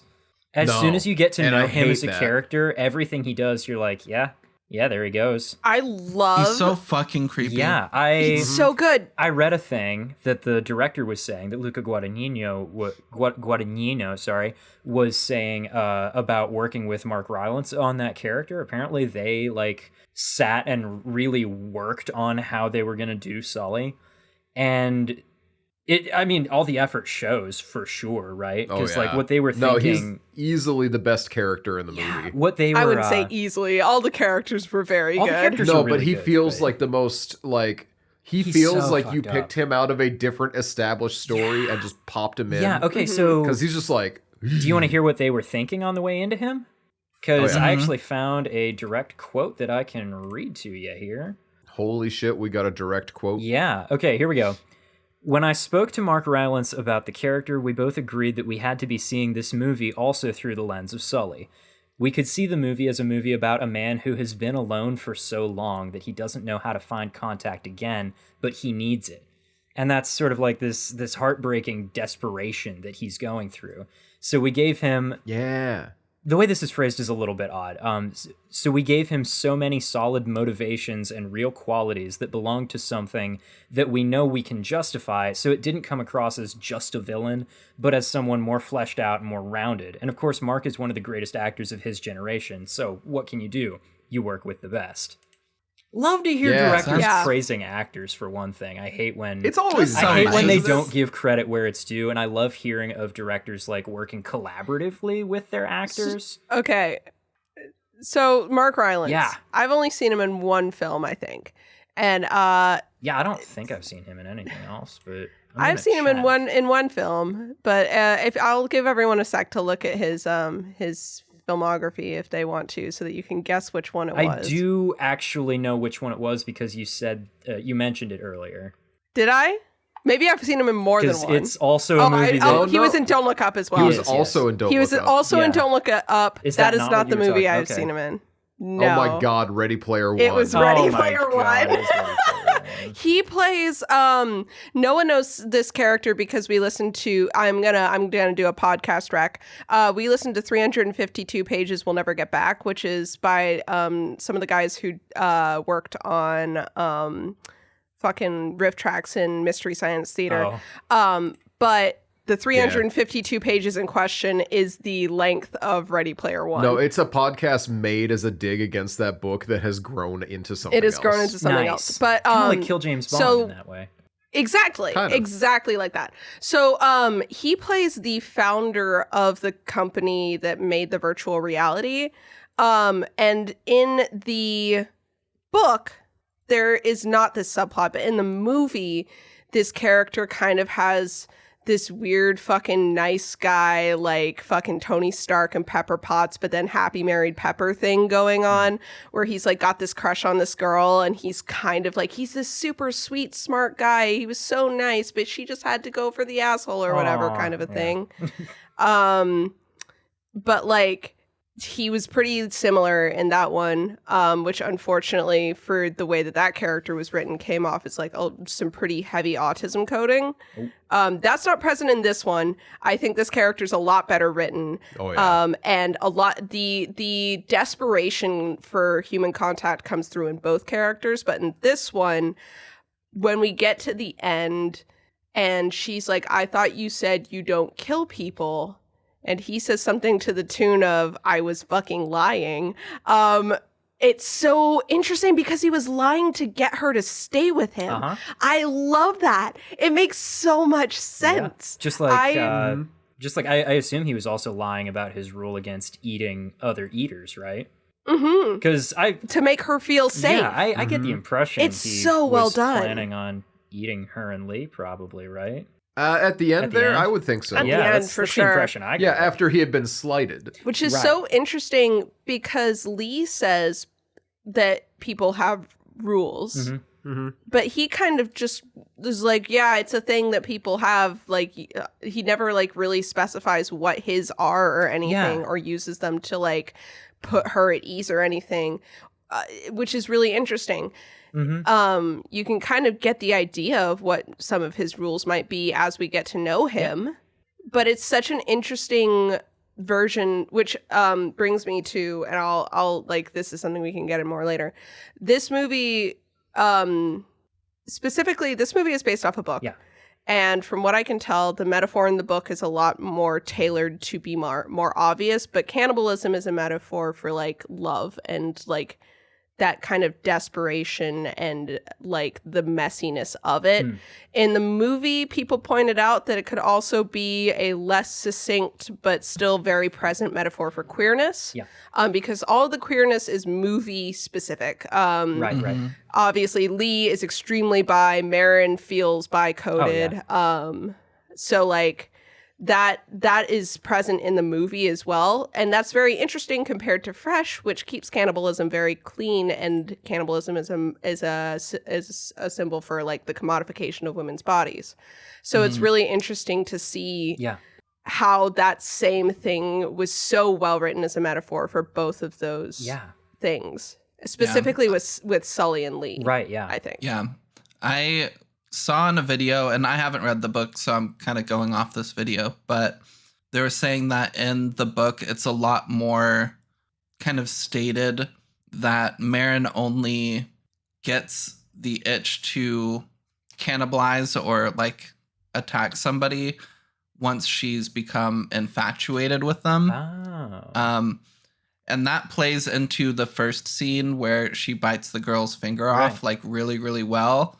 And definitely helps me understand her character a bit more. Because other than that, and correct me if I'm wrong, every other time she eats is when other people kill people and then start eating and then invite her to join in the movie. But that was the only time she initiated it. Yeah. And there were definitely some infatuation vibes going on. Oh, absolutely. And in the dad's tape, he states to like a couple examples. The first one is her babysitter, and the second one is, and a lot of kids, their first crushes on their babysitter. Yep. And then secondly was a kid at camp, and then in the book, I believe it's stated that she had a crush on the kid at camp.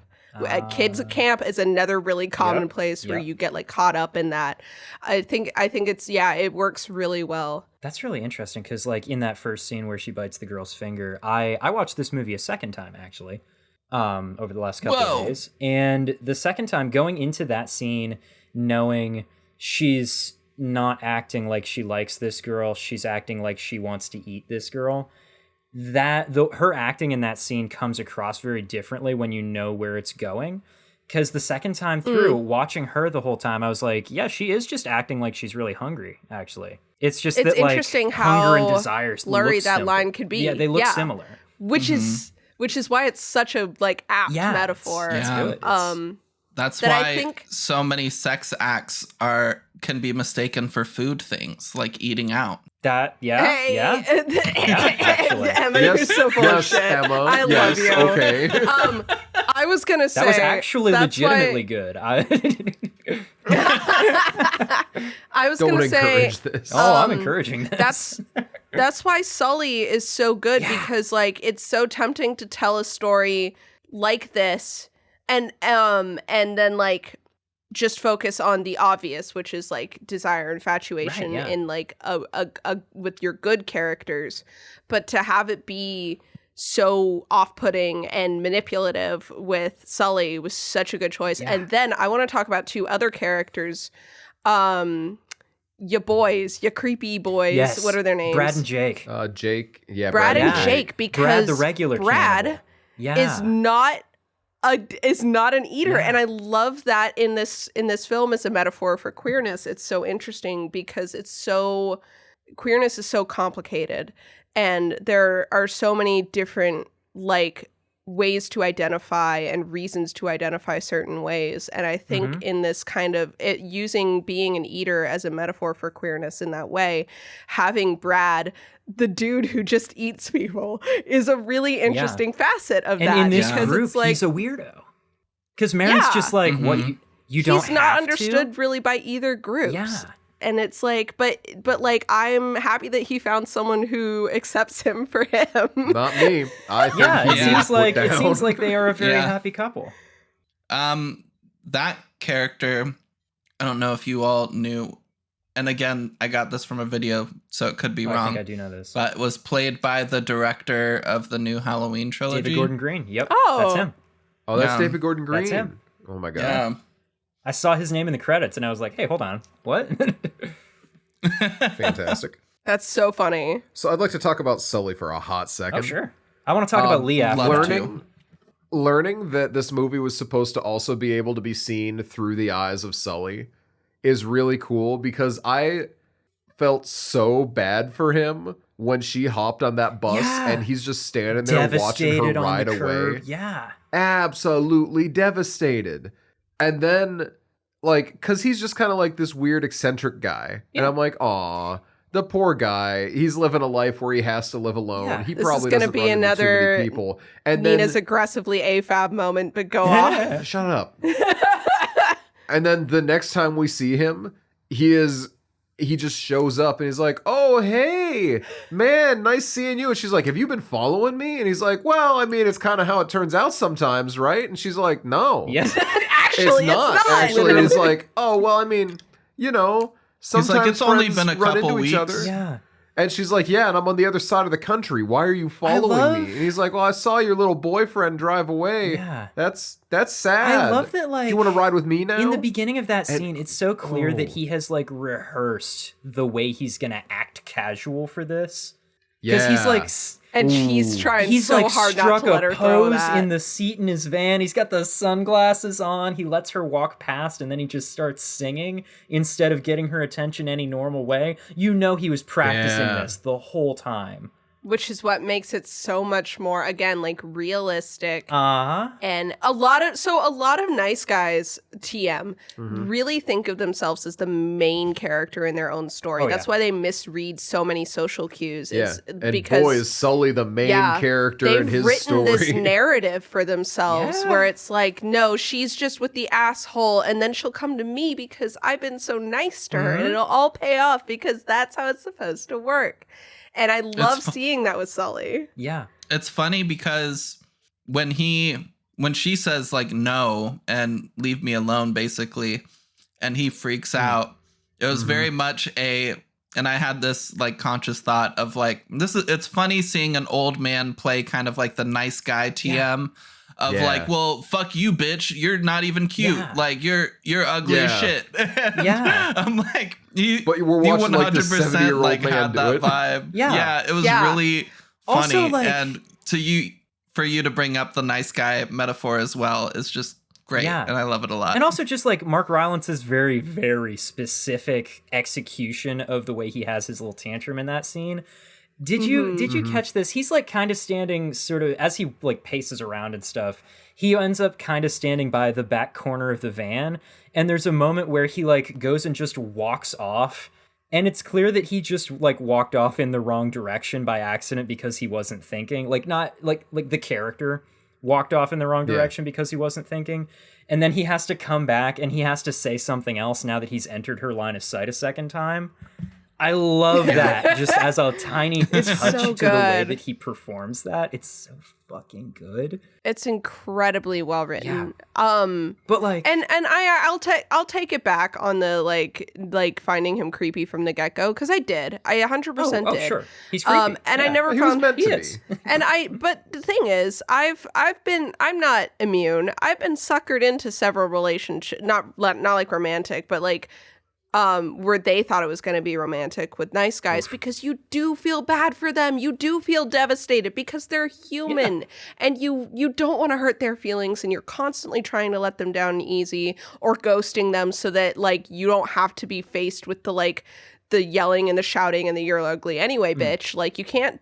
Sometimes running away is the easiest option, which is what we fucking see with Sully, because when she does tell him no, he gets all up in her business. So like. Yep. It was devastating to see Sully there, and like there were moments that I can remember in my life where I tried to let a guy down easy, and then we both got our feelings hurt because I did feel bad that I had done that to him. But what are the other options? Well, right, yeah. That's the only thing to do. Yeah, for his whole like first appearance in the story, initially of course, he was straight up creepy, but then like as you start to get to know him, I was kind of like, okay, there is definitely a shadow of a chance that he's actually well-intentioned, but just this weird. But then, like, by the time Marin actually ditches him and you hear him, like, singing in the shower and stuff, it's like, oh, yeah, he's definitely just being weird about her, actually.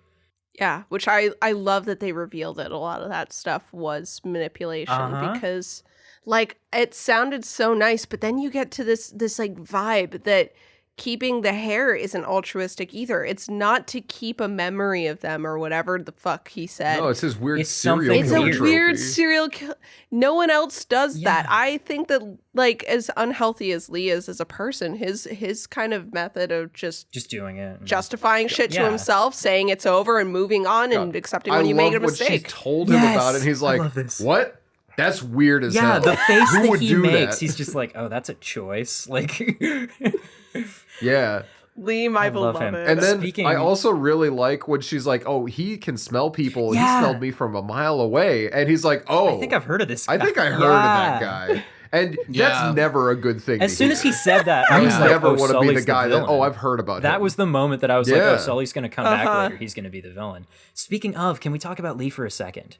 Absolutely. Or for we can several talk minutes about in all Lee for likelihood. several Yeah, okay, minutes. so I love Lee. I want to just highlight one specific scene, and it's the kiss scene. Not the scene where they kiss, but the scene where they go to that dude's house, and Lee starts singing and dancing to that Kiss record. Okay, I love how they arrive at this house, and he sees the poster, and he's just like, oh, haha, look at this, and just starts talking about it, because that's something that he's into. And then he goes and he finds the record, and he's like, yeah, see, look, right? Isn't it cool? And he's like, you can tell he's kind of thrown off by the way she's not engaging with this, because he just thinks it's cool. I love it. And then here's my favorite part. He puts the record on, he starts singing, he's dancing his way around the room, periodically making eye contact with Marin and being like, cool, right? Isn't this great? There's a moment where like he kind of like turns a corner and starts dancing sort of vaguely toward the camera. And at this moment I said, oh shit. Oh no, he's going to dance at her and it's going to be all like weird and uncomfortable and stuff. He doesn't.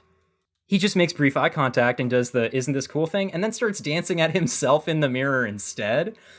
Really just emphasizing to us that like he's really just doing his thing and letting her come along.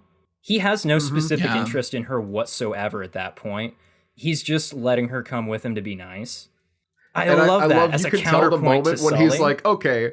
And he's like, she's not really impressed by this. And he's like, well, I'm going to go shower. Yeah, See he ya. just moves past it. That's it. Like, it's such a fantastic counter to Sully, where he doesn't spend a lot of time trying to emphasize how he's a good person. He just says, I don't know, I don't really hang out with other eaters. I'm not an asshole. And then just is like, you know, makes it clear to her that she's welcome to go with him if she wants to. But he's not like trying to get her to do anything at any point. I'm sorry. I love I him. just remembered It's just Sully's constantly trying to emphasize that he's a Yeah. good person to I her, got rules. even up until the end. Yeah. And then Lee is slumped against the wall and he's been stabbed. And he's like, am I a bad person? Am I Yeah. bad? And I'm like, Oh. Yeah, just ugh. ah. Apart Yeah, from the I whole did- eating people as- thing, Lee's ooh. only real red flag is that he's a Kiss fan. A Kiss fan who knows when different albums came out. Yeah. And also Damn. mocks other people for being Kiss fans, low key, which No, was he didn't. yeah, he did a little Did he? bit. How? He walked into that room and he's Oh, like, cool. "Oh, Kiss fan. I wonder if he has Oh, Lick he It has Off." Lick That's It the Off. first album they Okay. did when they did without the face Yeah. paint. Flip, flip, flip. Oh yeah, he does. Okay, Yeah. I read a little bit of it as being like, oh my god, of course, Also, that guy was a Kiss if you fan. just as a little aside here about my life, if you just sub out Kiss's "Lick It Up" with Oingo Boingo's "Dead Man's Party," this is literally an Oh, you're so interaction that I valid. had with Becca earlier this week. That's hilarious. You're so valid. Oh my I god. was just like, you know, Oingo No, I Boingo, Dead love Man's Lee. Party, you know. I love Lee having. There are also moments. There's a moment where Lee sees a mechanic walking, and I'm like, oh shit, Lee is hungry and he's gonna eat this dude. But no, he literally just asked the guy for information about the truck. Yeah. Because I like how Lee, like with Sully, you're like, oh my god, I hope Sully didn't eat Kayla, and then you find out that he did. Yeah. Versus with Lee, you're like, damn, I bet Lee's gonna eat this dude, and then he doesn't because, you know, it's Lee. Yeah. He wouldn't do that. I love how because he's not perfect and he does have room to grow and open up, and he does do that. And he does let Marin in, even if he's not willing to talk about shit. He lets her into vulnerable parts of his life, and he's willing to show her that stuff with the knowledge that that is going to paint a very specific picture of himself, and he does it anyway. Yeah. And I really love that. And he's also, he doesn't, when he feels bad about stuff, like with the guy at the cornfield, when he feels bad about it, he doesn't hide that. He doesn't say, I don't feel bad about it. He says, very reasonably, we couldn't have known. It's over. Can't do anything about it. It's not our fault. And he says all this stuff out loud to Marin, but at the end of the movie, we see that that is not how he feels. Not even a little Yeah. bit. And God, I love him so Yeah. much. He and Marin are really good. Yeah. Can I ask you all an important question that? you Uh-huh. pre-established but didn't go into detail on? Go. What moment was it that made you realize that Timothy Chalamet was hot? Oh, that's not for me because I realized that one when his character in Don't Look Up explained why his name was Yule. His name is Yul. Like Yul Brenner or Yeah, like this is for Noah and Jeff then. No, his parents were just really into Christmas time, is what he says. I love Yule very much as well as a character. I hated that movie, but Timothy Chalamet was great. Okay, so the point where I took the note that says, God damn it, Tim Chalamet is hot. Fuck. I took that note immediately after a note that says, in all caps, oh, the mom's alive. So I guess it would be in the parking lot scene after Marin has talked to her mom. Mm. I'm looking through my notes, and outside of Tim Dune has landed. Noah insists on referring to him as Tim I Dune during usually the do runtime of that. the I was movie. trying not to on I this don't podcast, love but that. that's what I normally call him. Yeah. I want to say something else about Noah's notes really quick. He does switch to Lee at some point because I think that's a I pretty called good him Lee at indicator of most when points Noah had because his it's moment. just shorter. But if I'm talking about Tim, I'm calling him Tim. You know. So Right. I don't actually have a moment in here where I said, I get it now. Right. But I tweeted about it, and I wish I could tell you when in the movie that was, but it was definitely before the hospital scene. I was thinking it small amounts before that, but that was the point where I was like, shit, I can't deny this anymore, you know? It's probably somewhere when his sister hit the scene. And he's just being like this casual dweeb. He is just a casual Before Nina dweeb, gets into yes. a brief thing about my notes, he plays in this movie the character that Machine Gun Kelly thinks he is. Mhm. Yeah. Just Oh my this God, casual you're lanky right. man Yeah, 100%. with fun colored hair.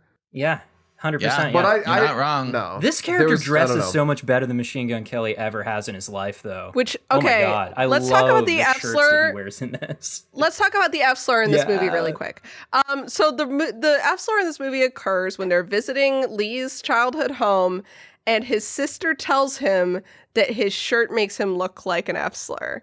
And he immediately, and as he's entering the house and she's yelling this after him, he just takes it the off, shirt and he off. never so wears that sad. specific shirt again. So Yeah. sad. And it's like, listen, it's not the shirt that was the problem, babe. No, it's your not. whole He look. looks like that in but- every shirt he wears. But it's such a sibling thing to fucking say. And it's such a great way of showing us that he cares about what Caleb Yes. thinks. That he just, like, first of all, he is queer. We do learn that. But secondly, he cares what she thinks. Mm-hmm. We already knew this because he came all the way back and he does make an effort to visit. But like, Holy I shit. remember when I Oh, made the Noah connection remembers. about Tim Dune. When was that? It was the breakfast scene. Oh, yes. When she's just like, oh, you're a lot less moody than yesterday. Firstly, right after he said, I don't like talking to people after I eat, and I don't like talking to people. And then the next day, after a suitable amount of time has passed and he's showered and he's eating pancakes, she's like, oh, you're so much happier today. And he's like, yeah. Yeah, his exact line is like, Anyway. well, you know, she says, you seemed like such a hard case yesterday. And he says, well, when you weigh 142 pounds soaking wet, you have to have a big attitude instead. That's when he clicked for me. Okay. Because I'm like, damn It's it, a he's good hot scene and of he can his. act. Fucking Yeah. hell. Yeah. There's a note in Noah's notes that I want to talk about. Jumping back to queerness real quick, where Noah says something to the tune of "Damn, comp het carny guy," which is so true. The Mona Lisa shirt. Ooh. No, I love that Mona Lisa shirt. It's so sad that like there is no way that Lee could have been expected to know that this man No. was married to a woman. This man is That's so like- yeah. Like as soon as you see him on screen, you're like, what the hell's this dude wearing? Is that a Mona Lisa shirt? He's gay. He's gay. And then he and Lee just jumped straight past like fucking any goddamn like Yeah.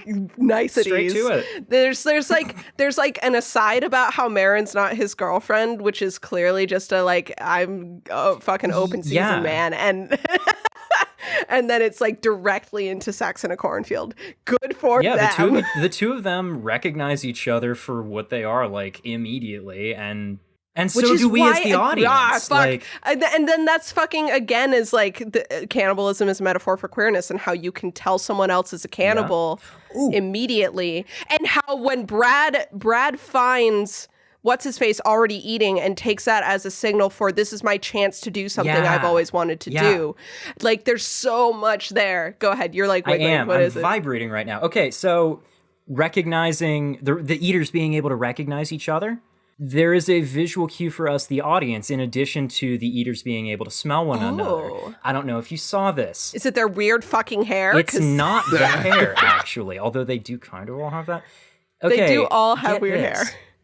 Lee has a very large and very obvious bite scar on his cheek. Oh. Marin's mom also is shown to have a rather large and obvious bite scar on her left cheek. Same cheek. Brad has no bite scar whatsoever. Jake has a bite scar on his left arm, actually. And Marin does not have a bite scar anywhere on her face, but she does have that like light-colored birthmark looking thing by her right eye. Oh yeah. And sometimes when you get bitten, not bitten necessarily, sometimes when your skin receives some kind of a trauma at a really young age, it can result in discoloration. So I think that's what that's intended to imply. Like anecdotally, I knew somebody briefly once who had like these like purple marks going all up her leg. And it was apparently from a time that she got burned really badly when she was like a toddler. So I Because I know wonder if some of those maybe- can be can be birthmarks, Right. but others can be because of trauma. And I wonder if maybe the one that Marin has is intended to be an indication of a bite from when she was a small child. I don't know. Perhaps I'm reading into it too much. But she does have that like colored mark on her face, and that's not just something that Taylor Russell has, I don't think. And all of the other eaters in this movie are shown to have a very obvious looking bite scar. Also, anecdotally, Lee has a second bite scar on his chest to the left, and it's the same spot that he starts with every time he goes to eat somebody. That's the spot that he bites on them first, and it's also the spot Taylor that Sully Russell- stabs him in at the end. So it ends up being the place Taylor that Marin Russell starts. does have that. Oh, does she? mark, Okay, by I'm the an way. idiot then. Yes, that is. No, you're not. You're not an idiot. It's definitely an interesting. I went and theory. like found other pictures of her and thought that I couldn't see it, so my bad. There's some pictures from the red carpet where I could find it, but there are a lot of them. It's not super noticeable. And like once I started noticing that, I actually on my second watch I started developing a theory about her dad that he was like I have a thing for her dad as Okay. well, so I'm curious what you're gonna my theory say. is that he's an eater too, but he managed to like reform himself somehow, I think.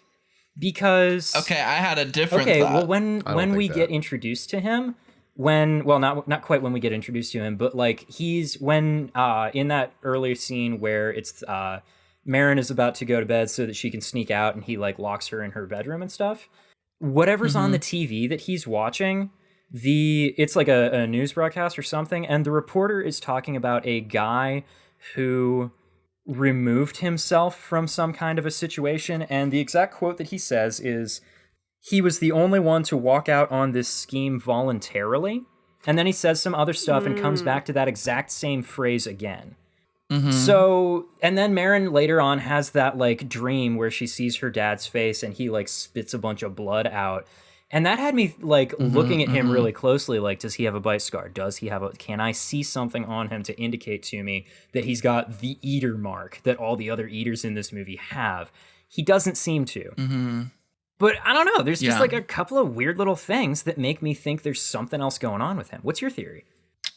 My theory is that Jake and Brad are a parallel for Marin's parents, where her dad was so in love with the mom that he tried to join that lifestyle.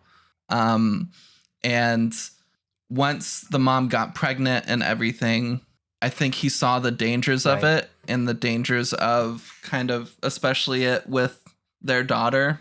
And so they both knew that they had to kind of like step away. And obviously the mom was like, I can't control myself, so I have to put myself away.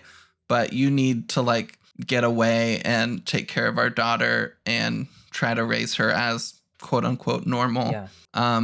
So I think he tried, and I think he did Okay. indeed cannibalize some people, but I think he was not a true eater, so he was able to stop. Yeah, I follow that. Yeah. I can get that. Yeah. Yeah, I could get behind that totally. For sure. I think that's really interesting. I want to read this book. I'm curious about it. Yeah. I'm curious about it for sure. I know that some things were changed. Casual obsession horror novel 2024. I It's think it not would going to be be weird Clown to in a talk about Cornfield? one. Okay. I think it'll be interesting if we Jeff will do to remember talk this. about one where we've already seen the movie. But I would not be opposed to it because, like, I am gonna read it, unironically, like, detached from everything here, because I've been reading books recently and I really enjoyed this movie, Yeah. so I would totally give it a shot. But yeah, I no. have a theory I want to put forward. Let's go. Okay. Yeah. Girl in the diner is an eater. Oh, the little kid who kid. keeps Kid. staring at Marin. Absolutely. Oh, yes. Yeah. I follow that for sure. Yeah. I didn't even think about yeah. that. That's I all I could totally think of thought because so. there were so Yeah. many shots of that kid Just just looking. looking Yeah. at her. I almost expected a scene of her like running into her in the bathroom or something, running into Marin Yeah. there, and then just like saying something. Yeah. Mm-hmm. No, I definitely felt Yeah, I that. follow that for sure. I think that's really interesting. because that is And I think that's really interesting as well as the like again thing with like attraction and queerness and love is like again kids will hook on to people that they see that they have no clue who they Yeah. are, like Yeah. Mhm. see a cool looking person in public and like something unlocks in your head and you're like that's dope. yeah, yeah. Yeah. I love it. Yeah, God, I- it's a good movie. I would go so far might as be say like that. moving it up to a 9 Right? as it's coming. I'm I like, would actually go so far as to say that theory, Noah, is the most of all of our theories, the most likely to be intended textually. Because that scene hits like not too Mhm. long after the thing that Sully said, where he's like, haven't you ever had somebody do a double take or just look at you for a little bit Yeah. too long? And Marin's like, well, yeah, but I just kind of thought, and he's like, yeah, you just thought some people are weird.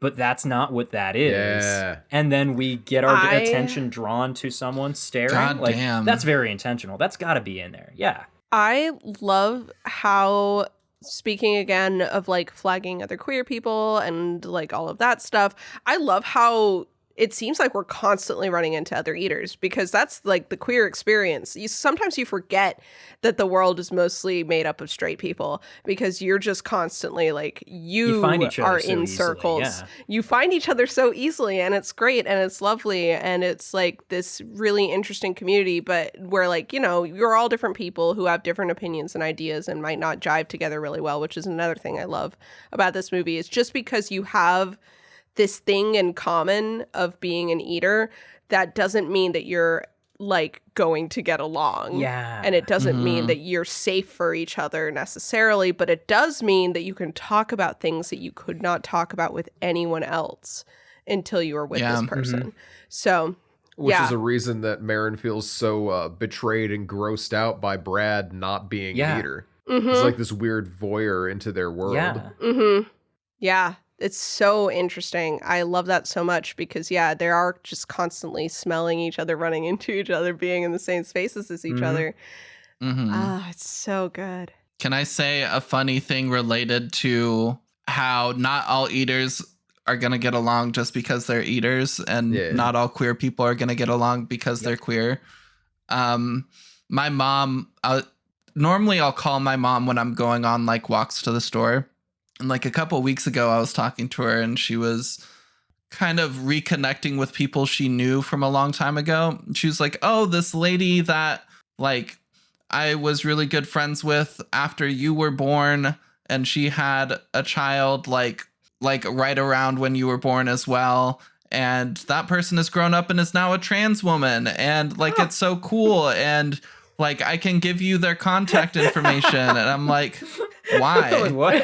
And they're like, and my mom was like, because like, isn't it just cool that you both ended up being trans and like you knew each other when we were babies? And I was like, Like, no, we yeah, but didn't though, actually. I don't know who that person is and they don't know who I am. And for like me to reach out God, would that's be such a very mom Such a weird. mom thing. That's such a mom Such thing. a mom. Yeah. 100%. Oh, sweetie, you're trans. You know, the baby I used to have you hang out with, they're trans too now. Isn't that cool? Yeah. Could It's be contagious. God. Oh no! It's Maybe we can contagious and both love. recover from our weird ass moms together. Who knows? Heidi, I love Heidi's you, not Emma's weird. mom, if I don't you're know what listening. you're talking about. Yeah, no, that's so Wow. so true, Wow. so true, bestie. Man. Yeah, no, God, yeah, I think this movie's moving up. I think it's a 9 for me now. The more I talk about it, the more I'm like, damn, I I think I, really would like into this it. movie. Like, I think this would be a movie that would be improved on a second watching. Mm-hmm. It is. Jeff, definitely. how do you feel about that? 100%. Yeah. Nice. It's Because it holds now up on a you second know what's watch, coming, it and you get feels to- like Look into it. yeah, it's the kind of movie that like on the second watch you're like settled into it more. You know, like this is because this is definitely the kind of movie that like for me I found it very immersive. It really sucked me in really hard, but like with all movies there's a certain amount of time that it takes to like settle into it. And I can definitely see for someone who isn't specifically me, this could be a little bit of a difficult movie to actually let yourself really settle into. And my experience having settled into it pretty quickly and easily was that I settled into it even faster and more easily and was just glued to it still on the second watch. I felt like I was seeing more of it.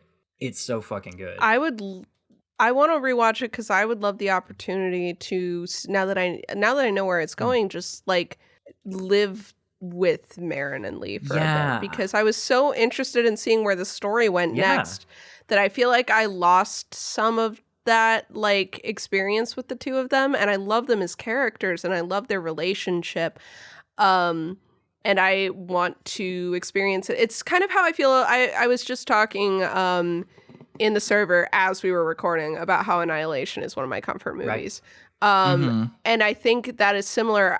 Except it's for the world. I love the world building in Annihilation so much, and I love, like, I want to live in that world for as long as possible. So on rewatches, I'm really paying attention to the environments, the little and stuff. the little things, and just being, because the movies pay so much attention to that stuff. A lot of it's just the characters observing where they are, and that's why I love rewatching it, is getting to be in this world again. And I think I could do the same thing with Bones and All. But God, it hurts me so much that this is a movie that I can't in good conscience recommend to anyone. Everyone that I would recommend this movie to is sitting here right now.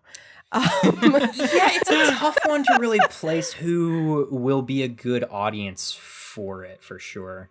Yeah. I immediately wanted to talk to my coworker about it because she's a film person, but then I had to stop myself because she's not a food movie, cannibal movie person.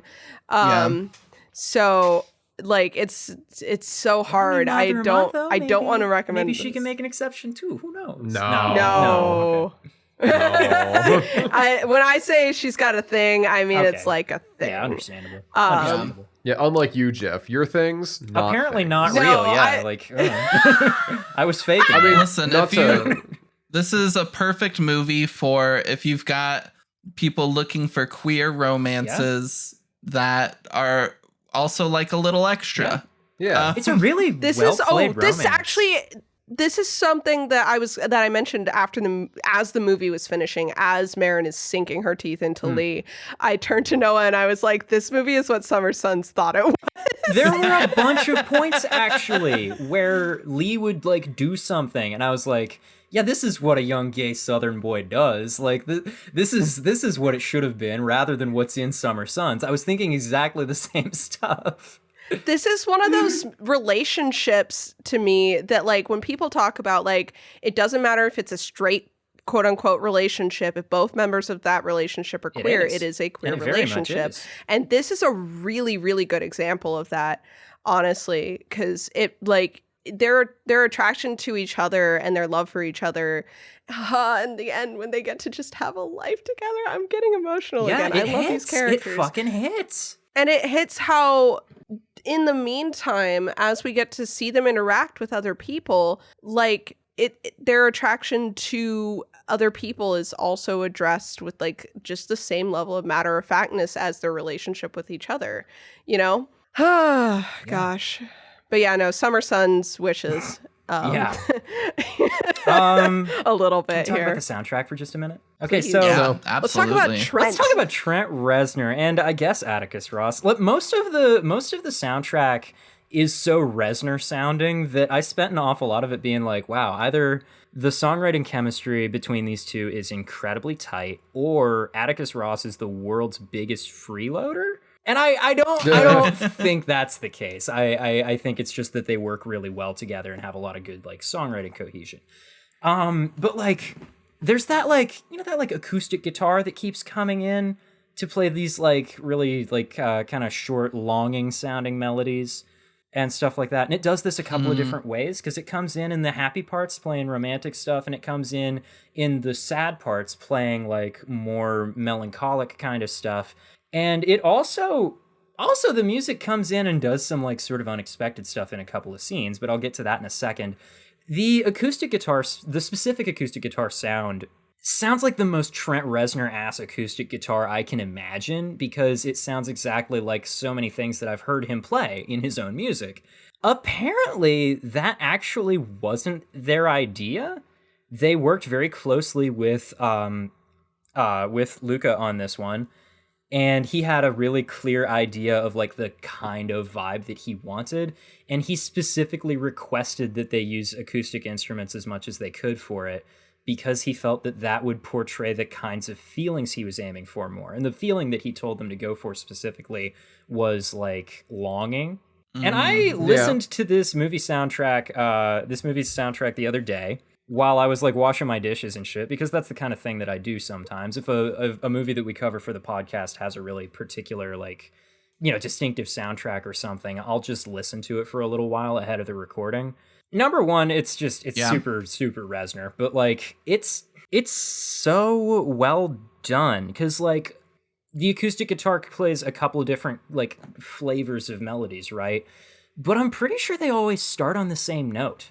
So when you hear the first note hit, you kind of don't know where it's going yet. And it ends up leading to this, like, I don't know, like common tone to the happy and sad parts.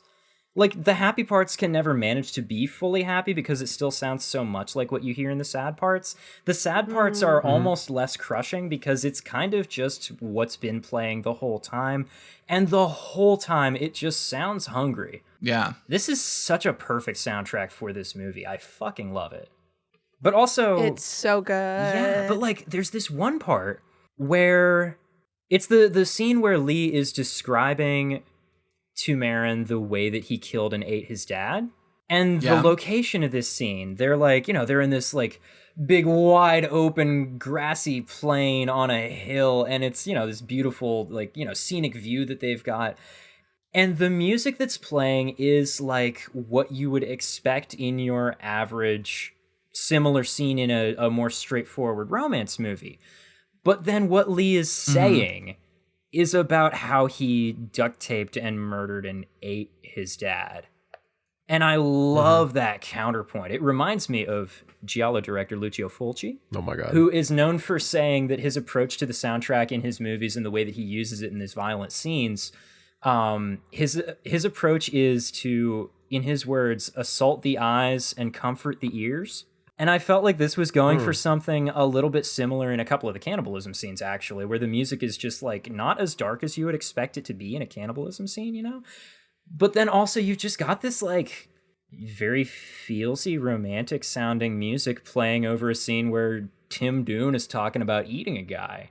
I love that kind of like my counterpoint. favorite Giallo director. I love that counterpoint. It's so good. It's so cool. Unlike my favorite Giallo director, Dario Argento, who bemuses the eyes with flashy, dark visuals, and then confuses the ears with blasting Motorhead. Yeah, exactly. Okay, so I have a question.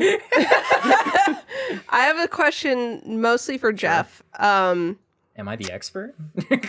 Okay, Giallo boy, you know the answer to Okay, that. so this is a question. Because Noah and I were talking when this movie started and the dialogue started, and I was like, oh, like, this is an Italian, like, had the realization, this is an Italian movie. This is, like, giving off major Giallo vibes.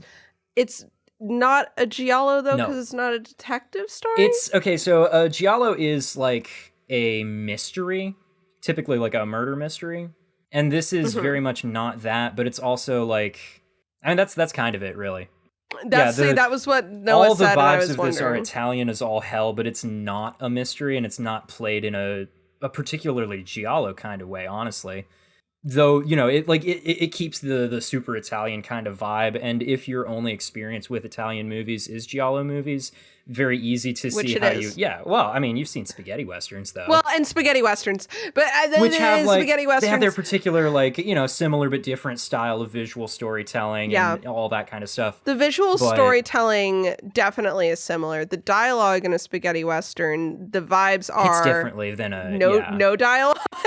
The vibes are as little dialogue as possible, which is different from... when you get the like, dialogue. detective stories, you do got to be saying shit. Yeah. And then this movie, it's a romance. Right. So well, and also, like, in a spaghetti western, the dialogue, when it is spoken, is always very direct, very to the point. Whereas in a Giallo movie, you might hear about all kinds of just random ass shit that has nothing to do with anything. Like, actually... As that we is all so know, true. bugs are telepathic. Well, right, exactly. As we all know, all insects on Earth are slightly telepathic. That's how they communicate with each other. And sometimes, you know, a person might be, and it's normal for bugs to be into them if that's what happens. But, like,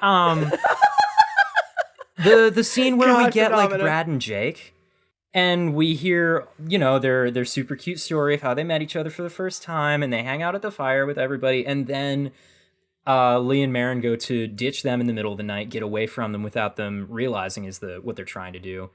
And it ends up kind of feeling as though Brad and Jake didn't impact the story a whole lot. It feels like that scene probably could have gotten chopped because it doesn't feel in the moment like they made a difference in anything at all.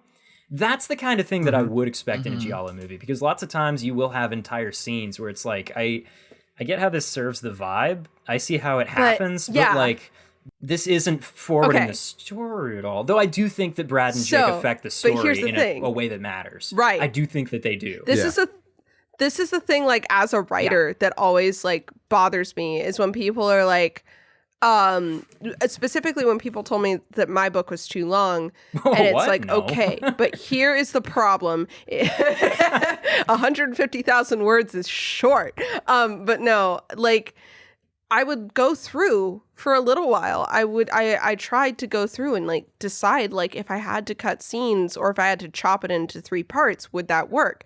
It wouldn't. There's a lot of stuff that doesn't necessarily like keep the plot moving, but like if the characters are going to make plot decisions later, we have to have seen what led them to that point.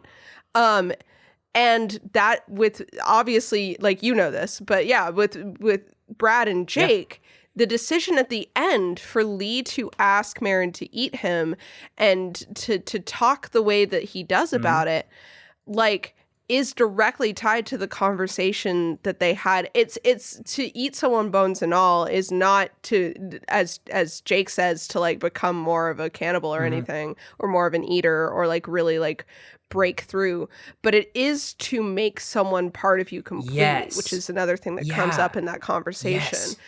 And so that's like, yes, that doesn't serve the what we could call main plot of finding Marin's mother or finding out about Lee's past or Sully or any of that, but emotionally on the very, very important core arc of Lee and Marin's like kind of catharsis at the end there. They are instrumental to that and instrumental to world building and understanding like eaters as a whole. So like Well, and additionally, like even if you do just take the way that Jake described it at face value, it means that Lee's final act was to say, I want to be this super important and special experience for you.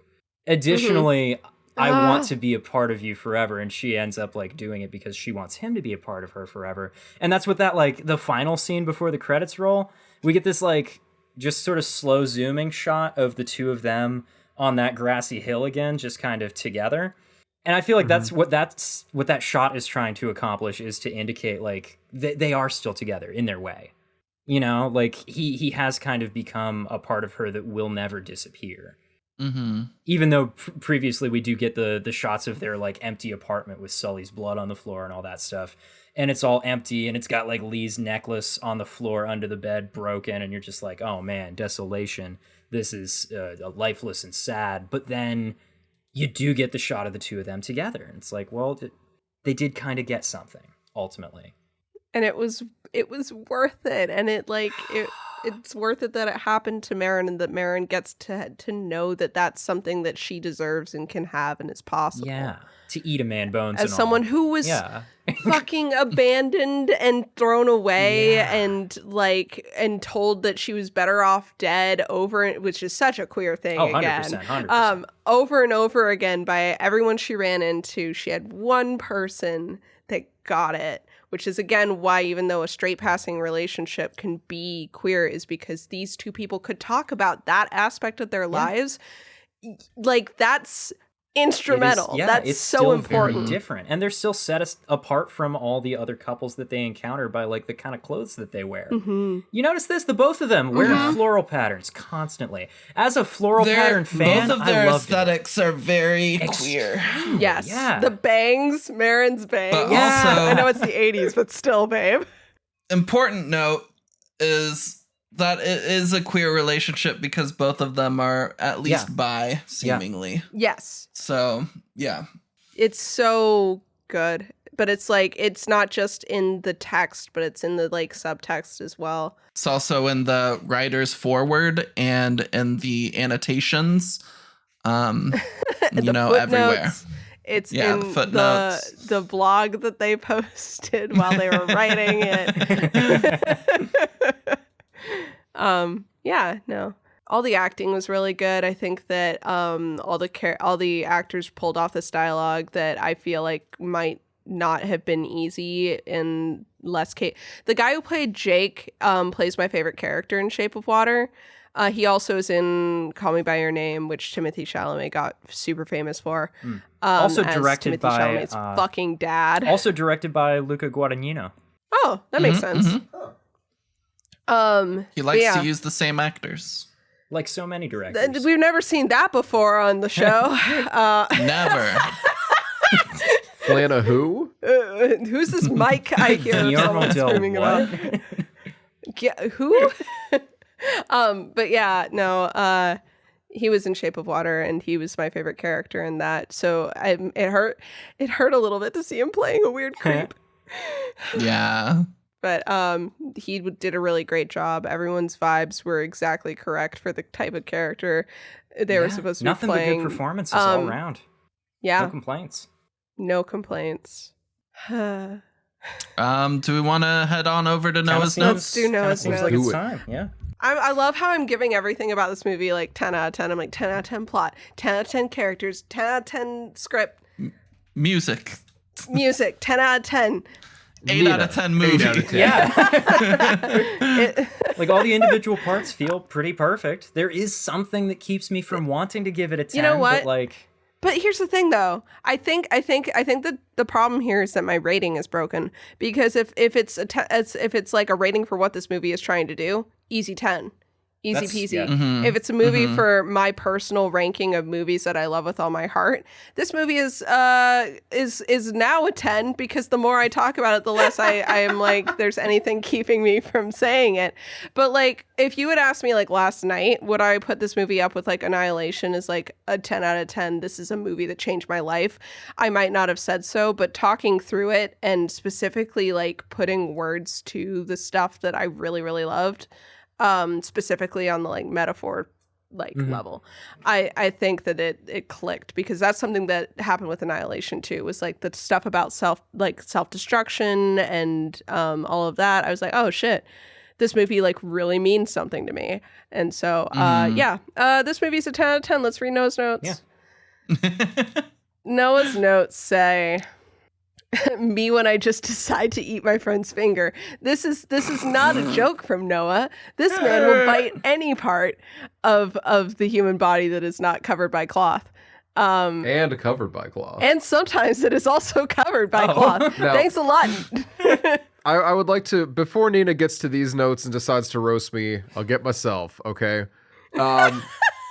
At the beginning, my second note is what the hell is with the big VA? Are we in Virginia? Because there are watermark looking location tags throughout this movie to the point where I thought, holy shit, did YouTube accidentally upload a fucking bootleg version of Amazon, this movie? and that does happen on Amazon. Yeah, and it People does happen do on upload that Amazon. shit So I to was Amazon. worried that this was a bootleg version of the movie or something like that because it looked like, in my mind, I'm like, oh my God, is this like an anti-piracy watermark? But no, it's just a lot of very artistic location tags. Now So Nina funny. cannot legally mention them. I will They not happened mention like them. 4 times. I will used say- the location tags to organize my notes. Oh, So I that's would so always smart. know what part of the movie they were written in.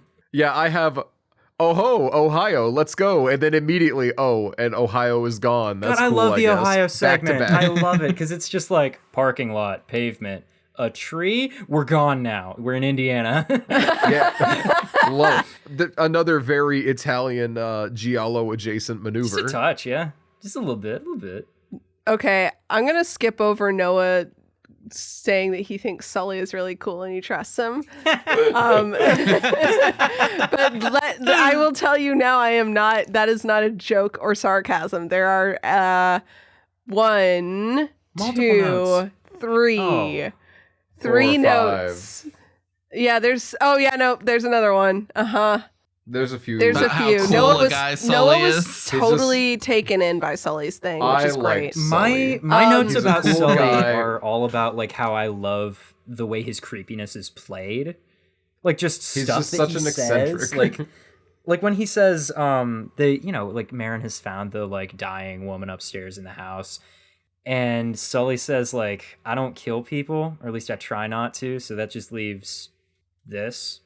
And the way he delivers that line is like so perfect. The way he delivers all his lines is kind of perfect, but like, God, I just love God, that. I love that. It's so good. Noah says, Tim Dune has landed. Then shortly after, Noah says his torso is so long, ? Which is so true of Timothée Chalamet. A little bit, yeah. He has a very lanky body style, and this is one of those things where a lot of people expect women to find conventionally attractive men to be like the movie star hot type, when really a lot of the time it's like if their bodies are like interesting, that's kind of what gets you. It's like there's some, if something like hooks you, if you like notice something about them. And I think long torso is definitely one of those things. Timothée Chalamet also having really sharp cheekbones and just having just like a really interesting face to look at, as well as like taking these roles that are more like emotional. Yeah. Honestly, the way his shoulders sit made me not even notice the length of his torso, honestly. Yeah, no, that as well is very, he slouches a lot as yeah. well. His That does a lot. His That does a body lot. is very curvy. His body is a wonderland. You might say It is. that. Let's stop talking about how hot Timothée Chalamet is. Yeah, we'll get back to that. I'm sure. Noah says Tim Dune playing Lee the People Eater, and then a few notes later, Tim Dune kisses strongest warrior.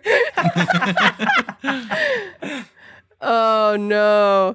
Noah says the rude guy is the most aggressively single man ever. Like, that's porn on the walls, not just a few boob shots or anything. Noah says, oh my God, is she in a waterbed? I love the shot later on when we're going through all their like happy moments and shit. And it confirms And that it they were just confirms- like, oh my God, it's a waterbed. They're so cute. are. I love them. Okay, I would also do But that. then that scene, this is before, I love this. This is before Lee has described the way that the particular manner in which he killed his dad. When we see that scene, it's in a dream that Lee is having, and the sound that's playing over all of those clips is the sound of a man with his mouth duct taped over, struggling and freaking out.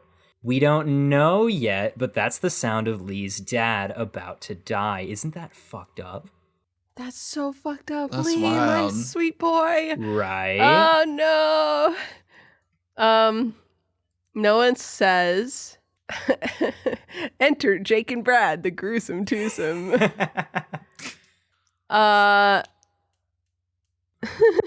I gotta read all of these. Noah says, I wonder if Marin is regretting the desire to hear more people eating stories, because she doesn't fucking Lee say like, no, don't fucking get them going, and Marin's like, no, I want to hear. No. I don't think so. That's the vibes that I It got is the from that. A little bit. Because she's constantly asking Lee, so what was your first people eating like? Yeah. And he's like, I don't want to talk about it. It was a Oh, babysitter. yeah. And she's like, Yeah. OMG, me too, twirling her Yep. hair. Yeah, exactly. No, it feels like that's the vibes again here. It's like she's like interested, and he's like, oh my God, just shut the fuck up. Noah says, no, she's right to be grossed out. Fuck Brad and his weird ass just being a cannibal, and also fuck Jake for just being weird. The note that I took at that point was, wait, he's just a regular cannibal? What the hell? What a weirdo. That's the thing Me with watching the eaters. Aw, these poor people. They're very justified. well, Me not watching justified, but Jake Well, the but here's the or thing. I Brad think- the cannibal. I'm like, Like, ew, what the hell, what the fuck is Brad? wrong with I him? think so. The same reason that Doctor Sleep reads more as a fantasy than a horror compared to The Shining, I think is probably the same reason, Jeff, that you could do cannibalism in this movie and not in Fresh, because this is very deliberately drawn a line between eaters and normal people. the same way that the true knot is kind of this weird, well-defined like thing. The eaters have like rules to how their quote unquote like subspecies works. Yeah. So they it have a turns them specific set into kind of things. right. So it kind of takes away that like unknown element and starts to make them more of like, it's like the whole like X-Men powers versus Right, like yeah. horror It's just people. these Horror guys things are have the their same like thing. super sense of smell, and along with that comes an unquenchable desire to eat human flesh. You know. Yeah, exactly. So I think that probably, I do think that probably is the reason why it was more I think so, doable yeah. than That sounds right. Steve, the normal ass man. I think honestly, I think one of the bigger parts of Fresh that really freaked me out was the idea of a person's meat being sold while they were still alive. It's just so mind-bogglingly gross. And up until Lee, nobody is eaten while they're alive. Exactly. And it's super duper consensual by the time that we get there. Yeah. So yeah, there's a lot of differences, despite the gore being just so much more in this one. Mm-hmm. Noah says, damn, a whole scene devoted to jerking it. Yep. Yeah. Hell yeah, brother. Noah says, and I'm going to disagree with the end of this one. Noah says, I love how much of a gremlin Lee is, just driving down the road fucking covered in blood, no thoughts in his head at all. No, there are so many He's thoughts got in so his many head. thoughts. He's got just so many thoughts It's in just his that head none at all of them times. are, what if someone sees me? No. Which is something that I think is really interesting as well, because like it's not, I don't care if anyone sees me because I would simply just overpower them because I'm an overpowerable person, or like an overpowering person. These are like functionally, physically normal fucking people. But they do, I think there's just such a, again, like desperation to this lifestyle where at some point, yeah, if people catch me, they catch me. It's going to happen eventually because this is a fucking dangerous ass lifestyle to keep living. So at this point, like, if I go to the trouble, I might get caught. If I don't go to the trouble, I might get caught. We're just going to like, if things seem mostly fine, we're just going to go. Yeah, I just have to leave the area as quickly as I can. And exactly. Noah says, Minnesota accent grandma. We have not talked about the grandma. That's the girl from Suspiria, right? Yeah, that's Jessica Harper, who plays the main character in Suspiria. Yeah. Also, she name drops a town that I've actually been to, which was weird for me. That's weird. Yeah, Mankato. My old band played a show there back when, God.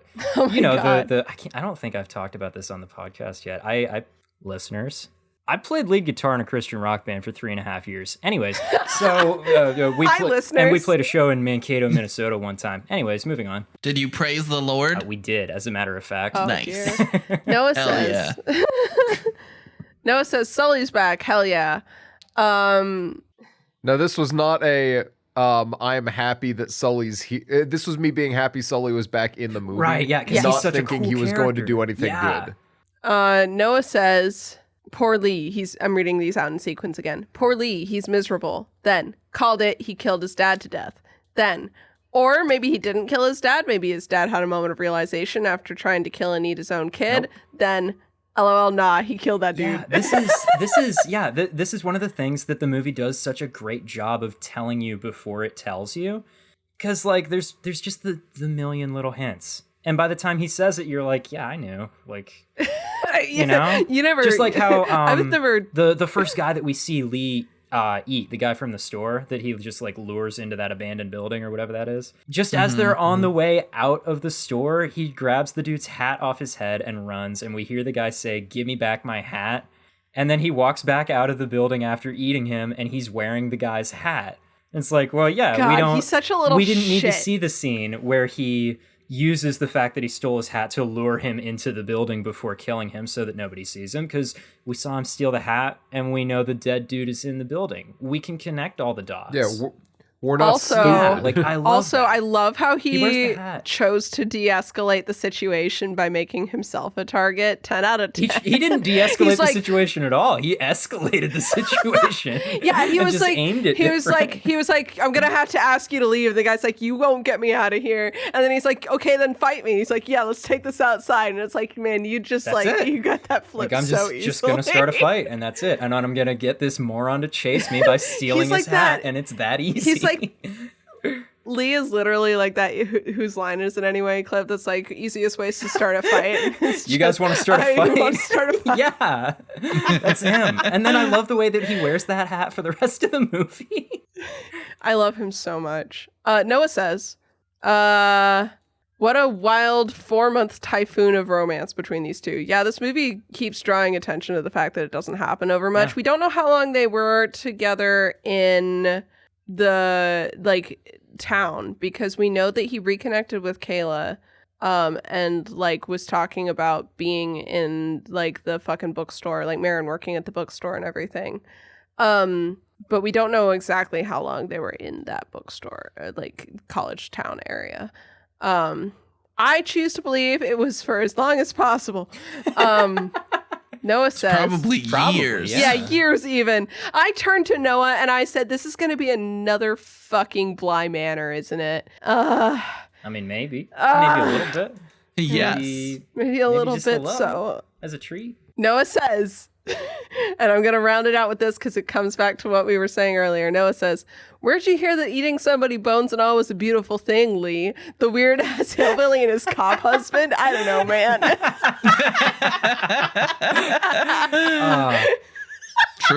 True. Oh, such a good note to end on. It is. So Holy fucking shit. good. Also, I love in that scene the way that, like, when the idea is suggested, Marin is just like, what? No, that's impossible. That's stupid. Like, Yeah. She's so real Yeah. for that. Love you, man. how the Love hell you, do you eat Marin. the bones? Do you crush them first? That seems like a lot of trouble. I don't want to eat Incredible. a person's teeth. That sounds awful. Eating teeth sounds like Bones incredibly and No, all. unpleasant. No, shut Stop the fuck talking. up, Jeff. Anyway, thank you guys for listening. What are we watching next time? I don't Oh, think we fuck. What discussed. are we watching next time? Yeah. We can discuss this and we don't have to do this. I really, really want to watch Annihilation soon. Oh, I'm actually very down with that too. Or also we could do Color Out of Space and do those like back to back maybe. We did say we wanted We did to do say those we back wanted to to do back. those like 3 years ago. And Color Out of Space Yeah. We is did say that we wanted to Color do Out of those Space is on Shudder. Back to back. Okay. Yeah, we did say we wanted to do those like together. Yeah. So do we want to do That's those? the plan. Okay. Which one do we want to do first? Where's Annihilation streaming? Because Color Out of Space is I on have- we Shudder have right it. now. It's on Paramount Plus.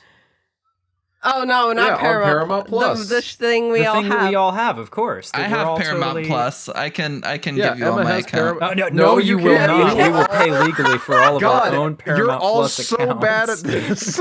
Okay, Jeff edited all this out. We have access to Annihilation, and we have Through access Paramount to Plus, Color Out of yes, Space. because we all have it, as we know. Let's start with Also, Annihilation. I would I'm like- making the call. okay.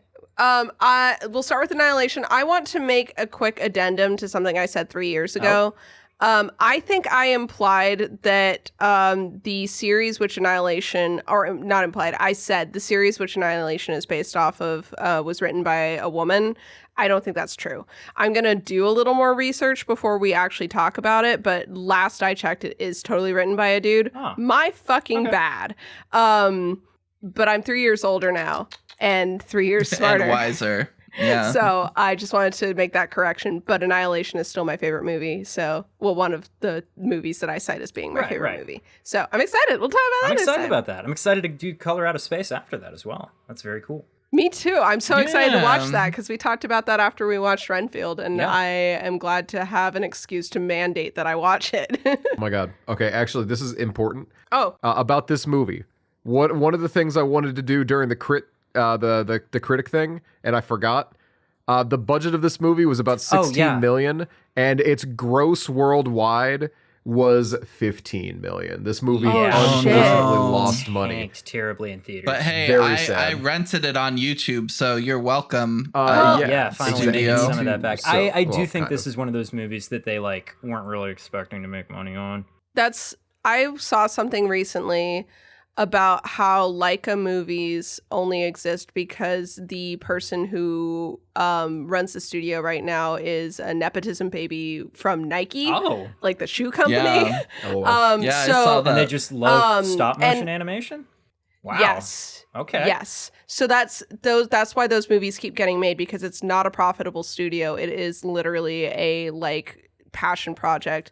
And I was just thinking about how important it is that like that kind of stuff exists where like art is like, if you're gonna use your money, like take you're notes, so much other money that you nepotism shouldn't babies. have. This is how you do it.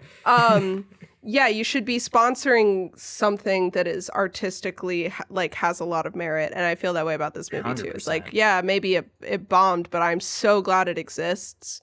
Yeah. So yeah, Staring at Jason Blum, you could do better though. Yeah. get his ass. Yeah. He's still mostly okay with me though. Love you, Jason.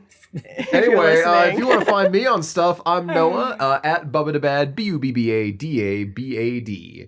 And Aha. if Jason Blum is listening, Hi, Jason. Hi, That's Jason. not me. Hi, I don't know Jason. who We said do have a that. script that we might want to sell you. I'm sure we can come up with one. yeah, absolutely, we'll write one. I'm Nina. You can find me at Nina Wolverina on Twitter and Instagram. I wrote a book. I'm writing another one, and I do have a horror book on deck. Hell yeah. Yeah. Who knows when that'll come out? 2026, 2027. But it is fully plotted and might happen at any moment now. So Alright, keep an eye out I'm for that one. excited. Yeah, other than that, I do art. So you'll find me doing art there. Nice. I'm Emma, also known as Emma Panada. You can find me on Twitch and Twitter at Emma Panada. I'm also writing a TTRPG called All the Witches. You can find information about that at allthewitches_. I'm Jeff. You can find me on Twitter at Bubba Wubbadab, BUBBAWUBBADABA. I think I did something wrong there. Never mind. And you can also find me on Letterboxd at The Fakest Fan and Tumblr at What Is It You Pray For? Hell yeah. I pray for world peace. Also, you can find the podcast on Tumblr. Did we mention that? Oh, right. The podcast on Tumblr and on Twitter as well, right? And on Twitter. Follow it on Tumblr because I'm about to go on a spree. I have a bunch of stuff that I have saved in my Casual Obsession horror tag that I need to share. All right. Nice. All right. Well, thank you all so much for hanging out with us. We really appreciate it. We hope you have a great week, and we will see you next time. Goodbye.